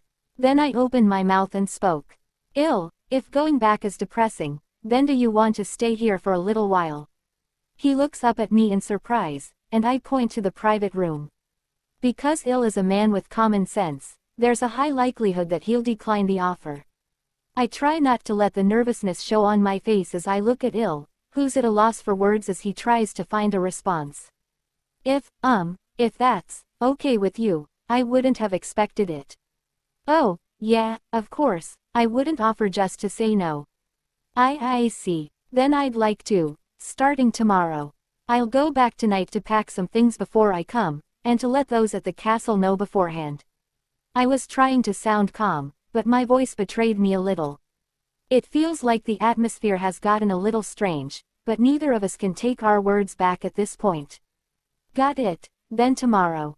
That room has a bed, desk, and bath. Okay, thanks. Now it was settled that would stay here starting tomorrow. I'm happy, but there are feelings I don't know what to do with swirling around inside me as well. Outside, mounts his horse a little unsteadily before leaving the cafe behind, and I close up for the night. I shut the door and curtains, letting out a big sigh. My face feels hot, and I press one hand to it, finally being forced to face my feelings in the silent cafe. I can't do anything about it now. I have mixed feelings about tomorrow, like I'm excited but also regretting offering in the first place. He arrived at the palace. Nervous, I carefully but quickly head towards my room. I started packing my stuff. Then the door opens and a familiar voice comes. Hey, you're back. Looks like you're all better. Oh, it's you, Bjork. What are you grinning about? It's weird. Anyways, clear that part of the desk for me so I can put this down. Bjork continued, hey, how are you feeling? Much better. Are you all right? You've been working all hours. Bjork continued, well, only a few knights are in fighting form right now. I replied, but we'll be fine. Since the battle, the savior's been on her best behavior. Bjork saw that packing and spoke, are you going to visit? Yes, I replied. Then suddenly the door opens and the younger prince comes in. The prince looked tensed. He suddenly bowed his head and started apologizing. See the royalty bowing like this, both of them was startled. I must sincerely apologize. The knights have safeguarded me for years, and I nearly lost you all. I got carried away pampering her. I knew her selfishness was creating problems for you, but I let it go on. My apology alone may not earn your forgiveness. But will you give me one more chance? The prince sincerely pleads. I'll persuade the savior to study magic before next month's Aurora festival. If I don't, you have my father's permission to punish me. Hearing young prince's words, both the knights were shocked. Fear and Bjork spoke. I know all too well that love makes us do foolish things. Also spoke. All right. If that's your plan of action, I don't object.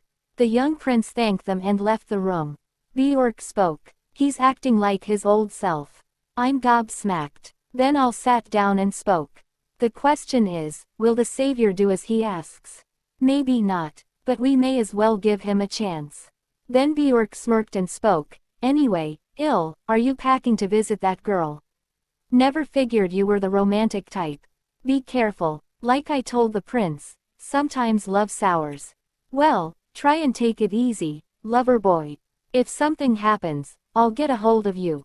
Reply, yes, I will come to you. When Bjork left the room, I smiled and was excited about next day. It's true, this does feel like trouble. With a smiling face I welcomed him. Welcome back. I have been looking forward to this. Thanks for inviting me. When she asked if I wanted to stay here, it was so perfect I thought I might be dreaming. Eventually our temporary life together ended, but inside my chest feels warm, and I feel satisfied. My body feels light, and there's not an ounce of pain remaining.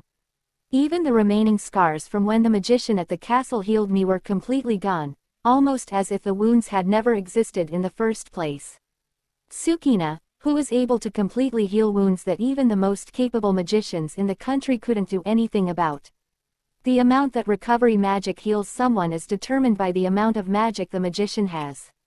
Because we're living together now, it's obvious, but we can keep talking about our interpretations and thoughts until late into the night. Living together is far more pleasant than I anticipated. I feel something brush from the nape of my neck to my cheek, and I unconsciously let out a small shriek. I frantically turn around to meet eyes with Il, the end of my ponytail resting in his hand. Even if my hair weren't tied up, it's definitely not that long. For my hair to be in his hand means he must be incredibly close. At such close proximity, I sensed a strange desire in his eyes, and even I knew my face was red. Did I scare you? Well, you surprised me. Did you need something? And with the end of my hair in his hand, his expression stayed with a smile. Sorry, I was just thinking about how happy it makes me to see you wearing something I gave you.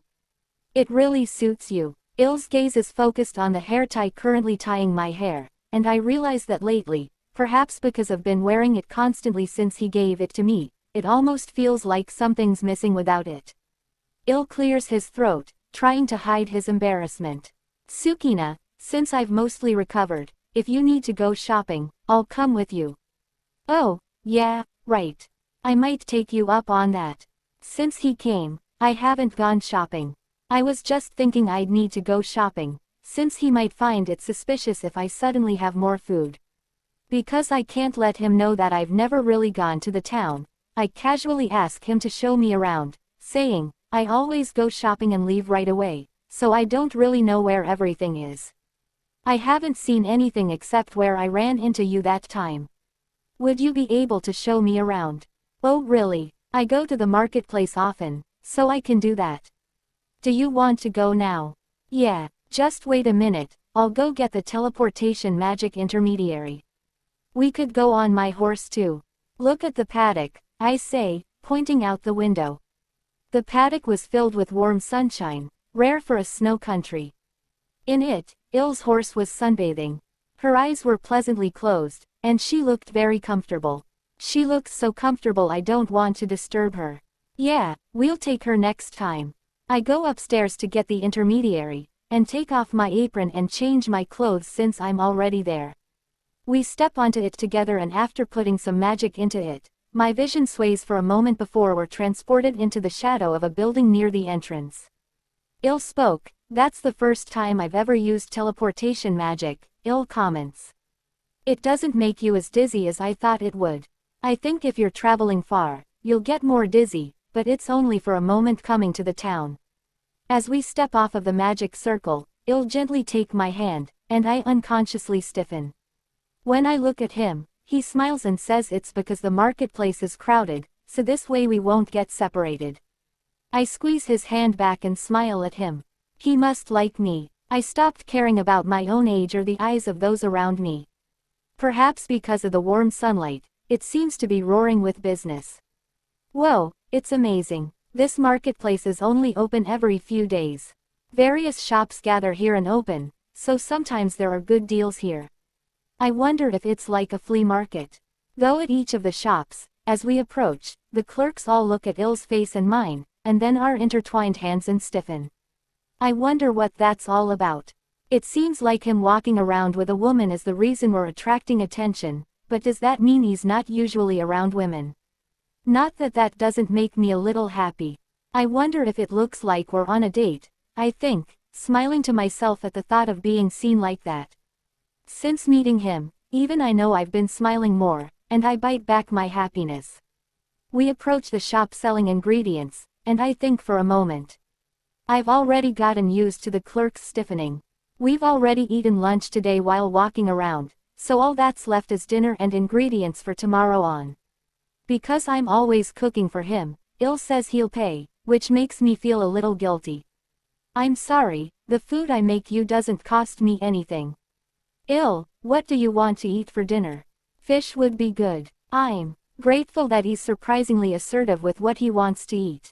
I never know what to do with anything is fine, in this situation. I buy enough for tomorrow and on, along with the fish Il says he wants for dinner. Hey, Il, in the marketplace there were a lot of posters up that said, Aurora Festival, on them, right?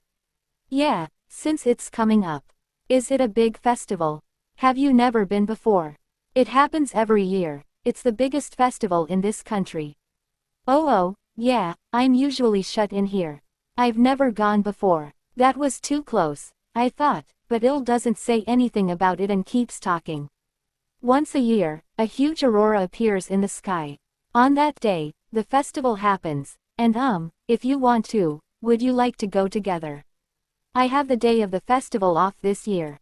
If you want to, that is. Are you sure? I'd love to. It was an entirely unexpected invitation. I've never gotten to see anything close to an aurora before, and on top of that I'd get to go with Il, so there's no reason to hesitate. His wounds are getting better, so sooner or later this living together will end. Il is a person with status, and we'll have to return to the days where he has duties to fulfill as the night captain. He'll probably keep coming to the cafe, but it's a little sad. From then on another 5 days pass, and I heal Il's shoulder as the last remaining injury. Over this short period of time, it feels like my restoration magic level or whatever has increased with every use. Even though I have a lot of magic, that doesn't mean I've reached a maximum, and the more I use the magic I've learned the more effective it gets, which is no different than in a game or manga. There aren't any numerical values that I know of, but after I use magic I can get a bit of a feeling for it based on how effective the spell is and how tired I am after. Il rotates his shoulder, with the luggage he used while staying here in hand. Today he goes back to the castle. Thanks for letting me stay here, and for the restoration magic. Because of you, I was able to recover quicker than I was expecting. Are you going to be busy? Yeah, the work that only I can do has been piling up while I've been away. I see, so then you won't be able to come back for some time. Unfortunately, yeah, it'll be a little lonely here then, huh? You come back too, I say, extending my hand to Il's horse next to him, and she presses her nose into my palm. Being able to watch her relax in the paddock was pleasant and fun. So, I'll finish my work before the festival. I'll come here on the day of the festival, so then we can go together at night. Yes, I'm looking forward to it. Oh, right, I want you to take this. Since the one I gave you last time broke, and there's probably a way for the knights to use them too, right? I offer the box I had left by the entrance to Il. Inside the box were a large number of barrier charms that I had made while practicing. Because my magic and control had gone up, they were strengthened more than the last one. Most of them should maintain their barrier for a longer time. Il stiffens upon seeing the contents of the box. Recently I was thinking of if there might be a way to strengthen my barrier magic, and so I practiced and made all of these, but since I'm almost always shut in here I don't really use them, I explain. I appreciate it, but, these Tsukina, buying even one barrier charm of this level costs more than a house, you know. You're talking about the ones on the market, right? These were made so I could practice my magic, and they didn't cost more than the price of the glass beads they're made with. Oh, and this is for you. I offer once more, this time not made of glass, but a crystal with a barrier spell on it attached to a brooch. As thanks for the hair tie. That, and I would hate it if something happened to you and you weren't able to come to the cafe. I thought a brooch wouldn't get in your way. There are already medals or badges from the country attached to his clothes, clinking against each other. One more won't make much of a difference. Il takes the brooch from my hand and holds onto it tightly. Thank you, your barrier magic always surprises me. I've always been good at barrier spells and restoration magic is all, I casually note, thinking, I'd rather not go through another 10 days of worry again. Holding onto the box, Il swung himself into his horse's saddle, and I have to look up to see his face now. Well then, I'll see you. I'm looking forward to the festival, I say. Yeah, I'll do my best to get my work finished early so I can come back sooner. Il smiles gently before turning his back on the cafe and urging his horse into a gallop. I watch him ride off before returning into the cafe, the space with only me again.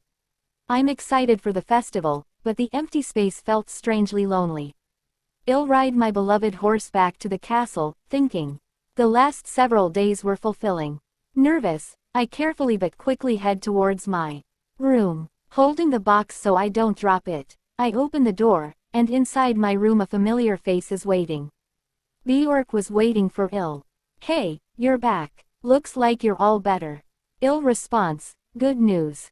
Before I can complete my are your injuries all fine? Il reply, yeah, no problem. I'm fully recovered. Barack continued, ooh, that's good to hear.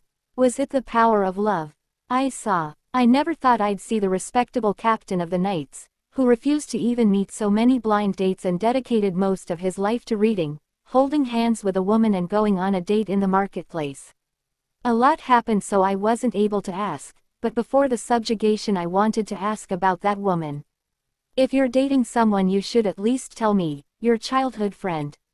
My expression hardened and I spoke, we aren't going out yet. Hearing this Bjork was a surprise. He spoke, huh? No, the high tie that woman was wearing was the one you gave her, right? It's the one you bought that other day. I gave it to her as a gift for looking out for me. I replied. He continued, no but still, that woman was only a little younger than you, right? Would a woman of that age walk around holding hands with a man she doesn't even like? I only held her hand because she didn't refuse, not because she wanted to. I replied. Bjork spoke. No, normally she'd need a good reason not to refuse if it's not someone she's dating or someone she likes. So then you're not dating, but you're serious. Is that bad? I inquired. Bjork was out of words but then, no, it's not bad, but seriously. In front of Bjork, whose face has stiffened a little, I let out a sigh. It feels like I'm sighing all the time lately. I've been thinking about telling her how I feel, but it isn't going well. Bjork response, that's the price of not having enough experience with love. But weren't you at her house these last few days? You were nearly threatening the doctor to heal you enough. Wasn't that because you wanted to go to her house? I continued, yeah, she said if I didn't want to be at the castle I could stay there. So I took her up on her offer. Bjork continued, so that's why you suddenly started looking better. Well, if you confess to her normally I think you'll get an okay. Normally even if it is a cafe, a woman living alone wouldn't let a man she doesn't like stay at her house. Do you think so too? I asked. He continued, of course. Oh, this year you have the festival day off, right? You'll probably finish your work by then too, so you should invite her and confess to her there. That's what I was thinking, so I already invited her and she said yes. I told him. Hearing this Bjork was happy. You already did then there's no problem. You should ask her out before another man takes her. Yeah, with an expression of mock disappointment, Bjork smiles wryly before continuing. Bjork continued, you'd better make sure of it. After all, the princess asked me to figure out who she was. And not just her, but the king and queen, and the other knights too, everyone wants to know who she is. So no matter what, win her heart and then tell me all about it. And then introduce me to. Oh yeah, what's that box? What's in it that you're being so careful for? On the now cleared part of the desk, I gently place the box down, and open the lid, telling him to see for himself if he's curious. Looking inside, Bjork immediately stiffened. I know how he feels. Hey Il, when did you get so rich? A box of these, you'd be able to buy a castle and still have extra. And now you know why I was being so careful. I replied, yeah, something like this and you would be. What are these advanced barrier charms? I got them. I was told I could use them with the knights, so when we go on missions I'm going to hand them out to the participating members. You got these. For free. The grinning expression Bjork had from when I entered the room disappeared in an instant, and he kept looking back and forth between me and the box. Yeah, I'm planning to give some to the royal family tomorrow. You should take one too. Thanks, but I don't want to make it activate. Wait, are these barrier charms? She made them. The one that activated at the subjugation was also from her. And she's the one who healed all your injuries. Yeah, she used restoration magic on me. She's also been making drinks with restoration magic on them every day. No wonder you recovered so quickly, Just how skilled at magic is she? Those barrier charms are a level that rarely even show up in the marketplace. And even if they do, they don't come cheap. She did say that she's always been good at barrier and restoration magic. If she's that talented, why doesn't anyone know about her? Probably, well, first of all, she loves books just as much as I do. Are you serious? I thought for sure you were the only one. What's that supposed to mean? Well, anyways, she's even more of a shut-in than me. She rarely leaves the cafe, and she didn't even know about the Aurora Festival. Are you serious? It really is lucky you ran into her, you know. Looking at Bjork, holding his head in his hands, I think back to when I first met her. There's kind of a lot, but I'll find a way, I think, as Bjork, now standing by my desk, scoops up a pile of documents in his arms. Hey, I've gotta help you out, right? It's all stuff only you can do, but this much, well, I should be able to manage. But you took over my work while I was gone, too. You should be more concerned about. It's fine, I'm happy to do it. For a friend who only ever had interest in books, who's now desperately trying to court the woman he likes. I'll help you with your work, and in return, you'd better make sure to win her over at the festival. Don't forget it, he says with a smile, walking out of the room with the documents in his hands. I frantically shouted a thanks down the hall, but I wonder if he heard it. Now I really can't fail. There's still a considerable stack of papers remaining.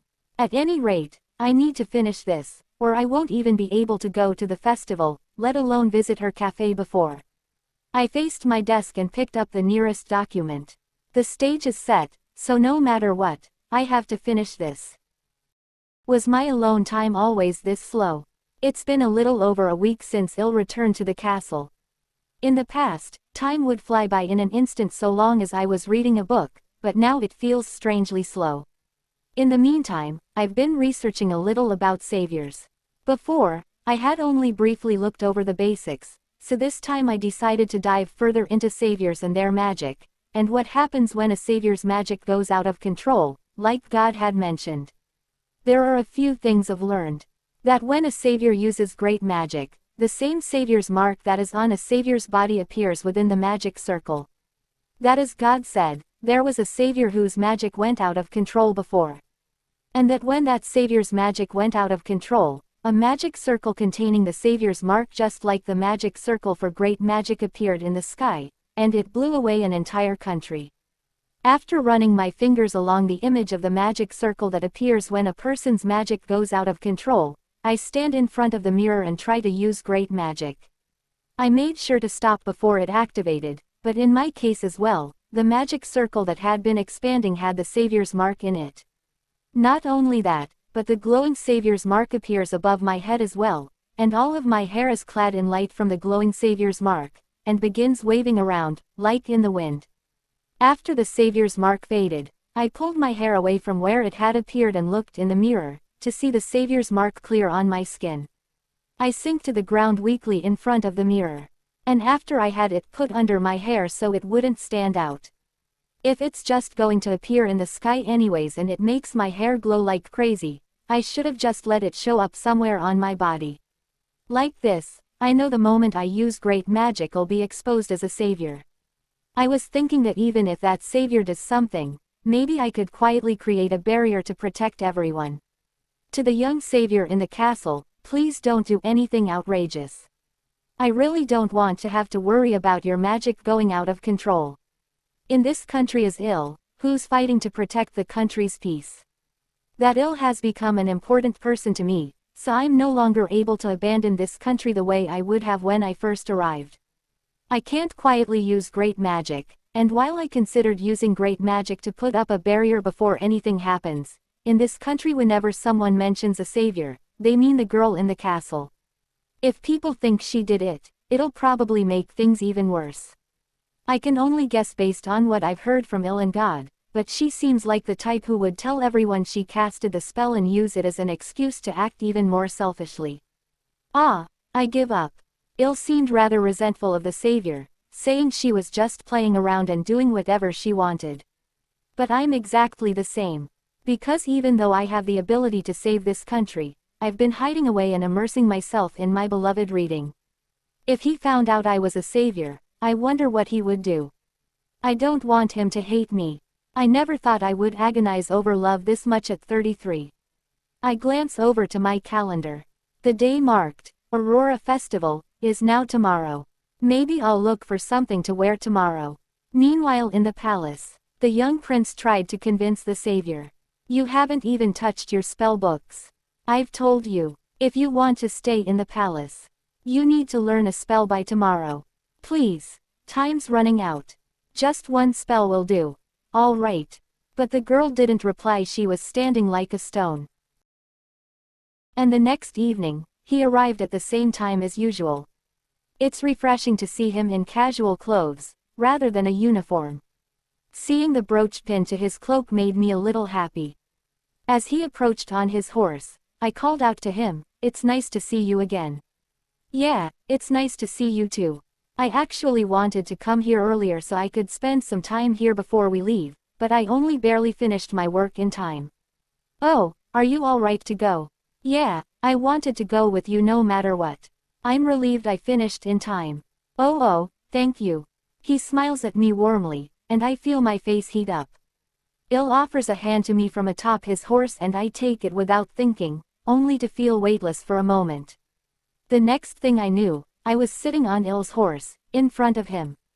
"Wait, we can go by horse like this. There's a horse stable near the grounds reserved for the festival. That part's fine with me, but, he's so close. Il is so close to me. We're incredibly close to each other, and we're so high up." "Right, she's a war horse." I knew Il's horse was big, but the ground feels so far away. "It's so high." "Sorry, are you okay with this?" he asked. "I'm fine, but this is the first time I've ever been on a horse, so I was just surprised." "She likes you too, so she won't drop you. Just hold on to me." That actually makes me more nervous, I think, though I can't say that. Did he really lift me all the way up here with one arm? I knew he was strong and he had big hands, but this is too much. I suddenly become aware of the arm wrapped around me to support me. What is this, a manga or something? Is there a demand for love stories like in manga but with women in their 30s? I'm jostled by Il's horse while my mind races faster than I can keep up with in my confusion. After some time we arrive at what appeared to be the festival grounds, and that heavenly, but in a way hellish time ended. It's nearly pitch black out, and there are people around, but it's relatively quiet for the number of people here. It's really quiet here. It starts with everyone just watching the aurora at first. The aurora disappears after about an hour, and then any shops and stalls open from then on. "Oh, I see. Are you okay with walking a bit? We can go to the place I watch from every year, where it's quiet." "Like a clearing." "Sure. Yeah, let's go." The fact that we hold hands unconsciously makes me a little happy. We go up an incline, Il leading the way, and emerge at the top of a small hill. It feels like it's just the two of us. It's a place surprisingly spacious in the middle of the growing trees on the hill. It's amazing. You can see the whole sky so clearly, unlike anywhere else. Yeah, my longtime friend told me about it before. Is that friend not coming? He's the vice knight captain, so every year we switch shifts for guarding the royal family. Well, he says he doesn't mind either way because guarding the royal family means guarding his fiancée, the princess. Oh, I see. Then it sounds like there's going to be a special announcement soon in this country. Yeah. Oh, so his longtime friend is a man, I think, realizing exactly how in love I am. One of the reasons I thought love was a pain was that specific aspect. The old me wouldn't have even been able to imagine myself thinking this much about one person, let alone in another world.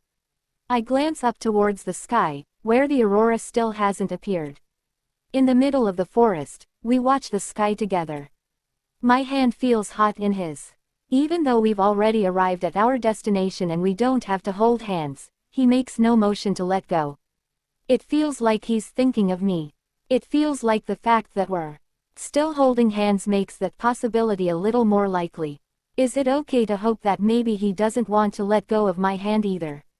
It's starting now. At Il's words, I look up at the sky. It was a sight I couldn't put into words. A curtain of light spread across the sky, from one edge to the other, high and low. An aurora that, thanks to the sharp chill in the air, drifted through the sky, burying the brightly shining stars in a flood of light. Who would have thought there was something so beautiful in this country, where I live? My eyes meet with Il, who's looking at me with a gentle expression. Do you like it? Very much so. Thank you for bringing me here, Il.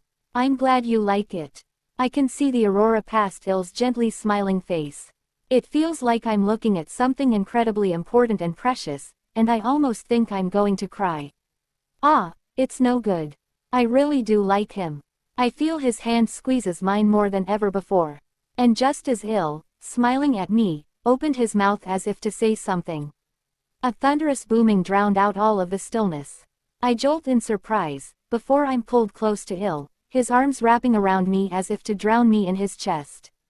The ground shook, allowing me no time to be startled, and I desperately clung to Il. When I finally raise my head, I can see the sky, soaked in an ominous bright red.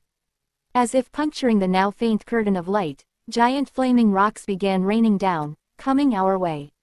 Eek! Even though I can see the boulders closing in on us, my body is frozen. I'm pulled even tighter against Il, and I can see Il's arm directed towards the sky. From his hand, water droplets flew towards the falling boulder, sending it flying. Tsukina, are you okay? I'm okay. It took all my effort just to get the words out. What on earth? I hear a voice echoing from against Il's chest, as he continues to keep watch around us. It seems he took out his transmitter. Il, you okay? Bjork. I'm fine. What about you? What happened? It's the savior. She did this. My stomach dropped at the words coming from the other side of the transmitter. When I look up at the sky, I see a faint magic circle in the red sky. It's the same one I saw in the book, the magic circle when a savior's magic goes out of control, with the savior's mark in it. Il, looking up at the sky just like me, notices the savior's mark, and shouts into the transmitter. What do you mean? The prince said he'd persuade her. Right, but it seems somehow our savior'd rather the country be destroyed than her have to learn magic. What an amazing savior. Within the bitter sarcasm of the person on the other end of the transmitter, a small, high voice echoes out. Why? Mommy and Daddy said I could do whatever I want. They said I don't have to do anything I don't wanna do. I keep saying I don't wanna study, but everyone's trying to make me. And locking me in my room. I'm not Ba. The voice that came through the transmitter sounded almost like a child throwing a temper tantrum, until a dull sound cut that voice off. Hey, Bjork, what happened? The prince stabbed the savior. Prince, please stand back. Shit, Il, the savior's still alive, a second wave is coming. Hey, Bjork. The sound of an explosion rings out as the transmission cuts off. From a short distance away, we hear screams. It was almost like a scene from hell, with flaming boulders falling from the sky, towards the expanding forest below us. A huge shadow appears from above us, and a small scream escapes from my throat. Once again, Il deflects the boulder hurtling towards us with magic, and his face contorts as he shouts. What? Just what are saviors good for? What are you saving us from? You're just selfishly manipulating us and taking what you want. I realize this is the first time I've seen him truly angry. This is why I said I can't be a savior. Right now I actually have magic, and I can put up a barrier, and I can spray water like him too. This isn't a book or a game. This is the reality when I've been suddenly hit with a catastrophe. In contrast to the heat in my chest, the inside of my head is suddenly cold. I stopped shaking. In my head, I recall my conversation that day with God. But, let's see, if for example her magic went out of control but you were able to contain it with your barrier magic, then it would be possible for me to retrieve her without the country being destroyed. Even if the country was ultimately saved, it would mean she had still nearly destroyed it. Like I said, whatever you decide is your choice. You should live as you like. I look at Il, his breath ragged as he protects me, searching for some way out of this. The one person who I met and fell in love with after I came to this world. Ah, I wonder if he'll hate me.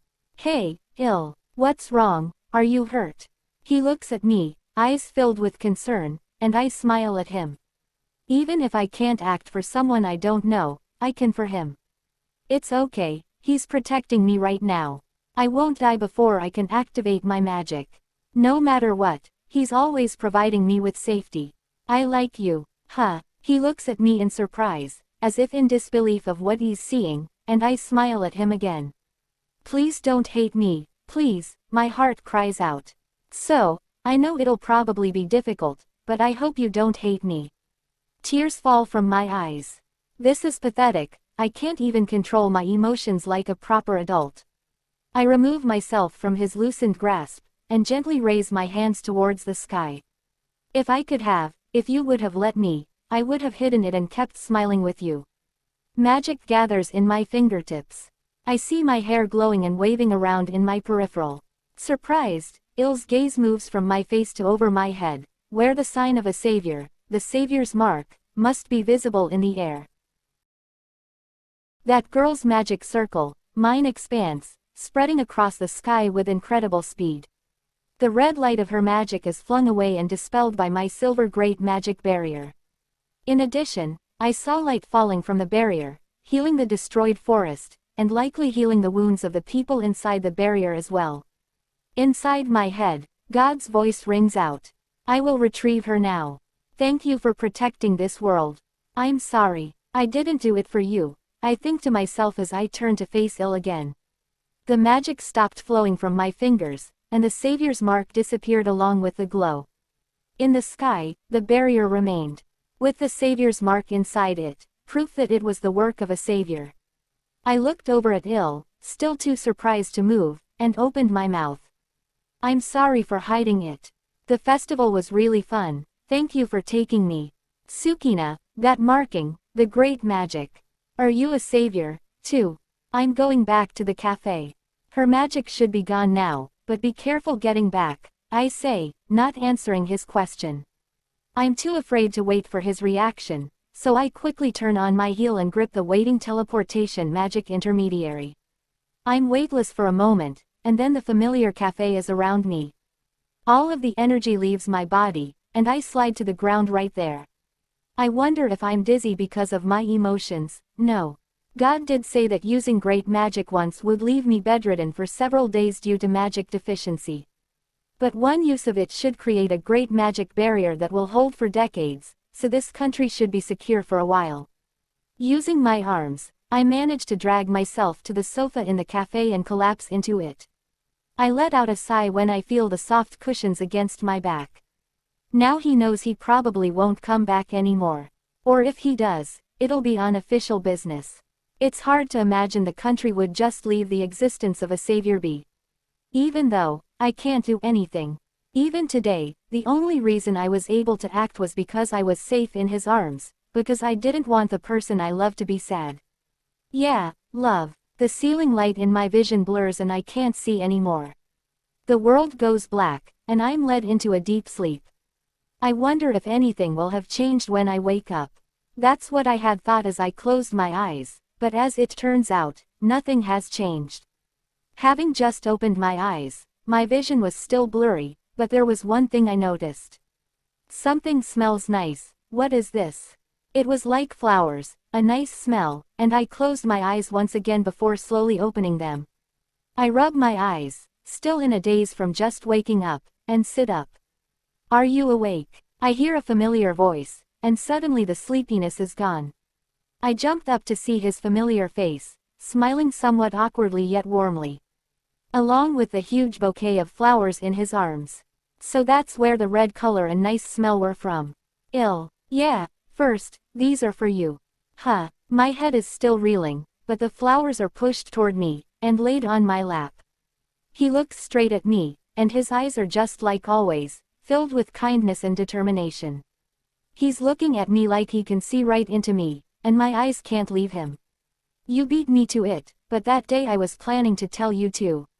But first, I didn't tell anyone that you're a savior, and no matter what your answer is, I don't intend to. His gentle smile is exactly the same as it was that night, when we were watching the aurora together. I like you. If it isn't too late, if you still like me, I would like to court you. I don't know if I'm struggling to process his words because I'm still low on magic or because I never thought I would hear them. Even though I was hiding something from you this entire time. You mean about being a savior? I was surprised, but after I thought about it, I only thought that I should have noticed from how strong your magic is, and the fact that you didn't know about the biggest festival in the country. Well, if this is just because you want me to cooperate with something, I'm not. Surprisingly, that didn't even occur to me. Do you know why I didn't tell anyone that you're a savior? To put it plainly, the entire country is searching for you. Because of the great magic barrier in the sky, everyone knows that there's another savior other than that girl. The country wants to officially welcome you. I'm silent, my thoughts racing as I process the fact that my prediction was right. Seeing my expression, Il's smile turned wry. Tsukina, you're from a different world so you may not know, but in this world polygamy is perfectly acceptable so long as it's mutual among those involved. And as a savior who can use great magic, there will likely be numerous suitors coming from other countries to ask for your hand in marriage. Connections with a savior is something every country is desperate for. I don't like the idea of that. I want you to be mine. I can't even believe it myself, but that's the only reason I'm keeping your identity secret. The heat doesn't leave my face, and my hand feels hot in his grasp. My heart is pounding so hard I feel like I might die. Are you sure? I ask from him. He continued, yes, that's why I'm here. I had given up on ever seeing Il's smile again, but here he was, with the same smile right in front of me. This is completely beyond anything I could have hoped for. But the only feeling in my heart is pure happiness. My feelings haven't changed. So, I'd like to go out with you. I think the end of my sentence was nothing more than a whisper. I've never received such a big bouquet before. Suddenly the outline of the flowers distorts in my vision. This timing is awful, I think, overcome with drowsiness again. You still haven't recovered your magic, right? You should rest. But, you came all this way. Even before I can finish my sentence, my vision is starting to go dark. I took the day off. I'll still be here when you wake up.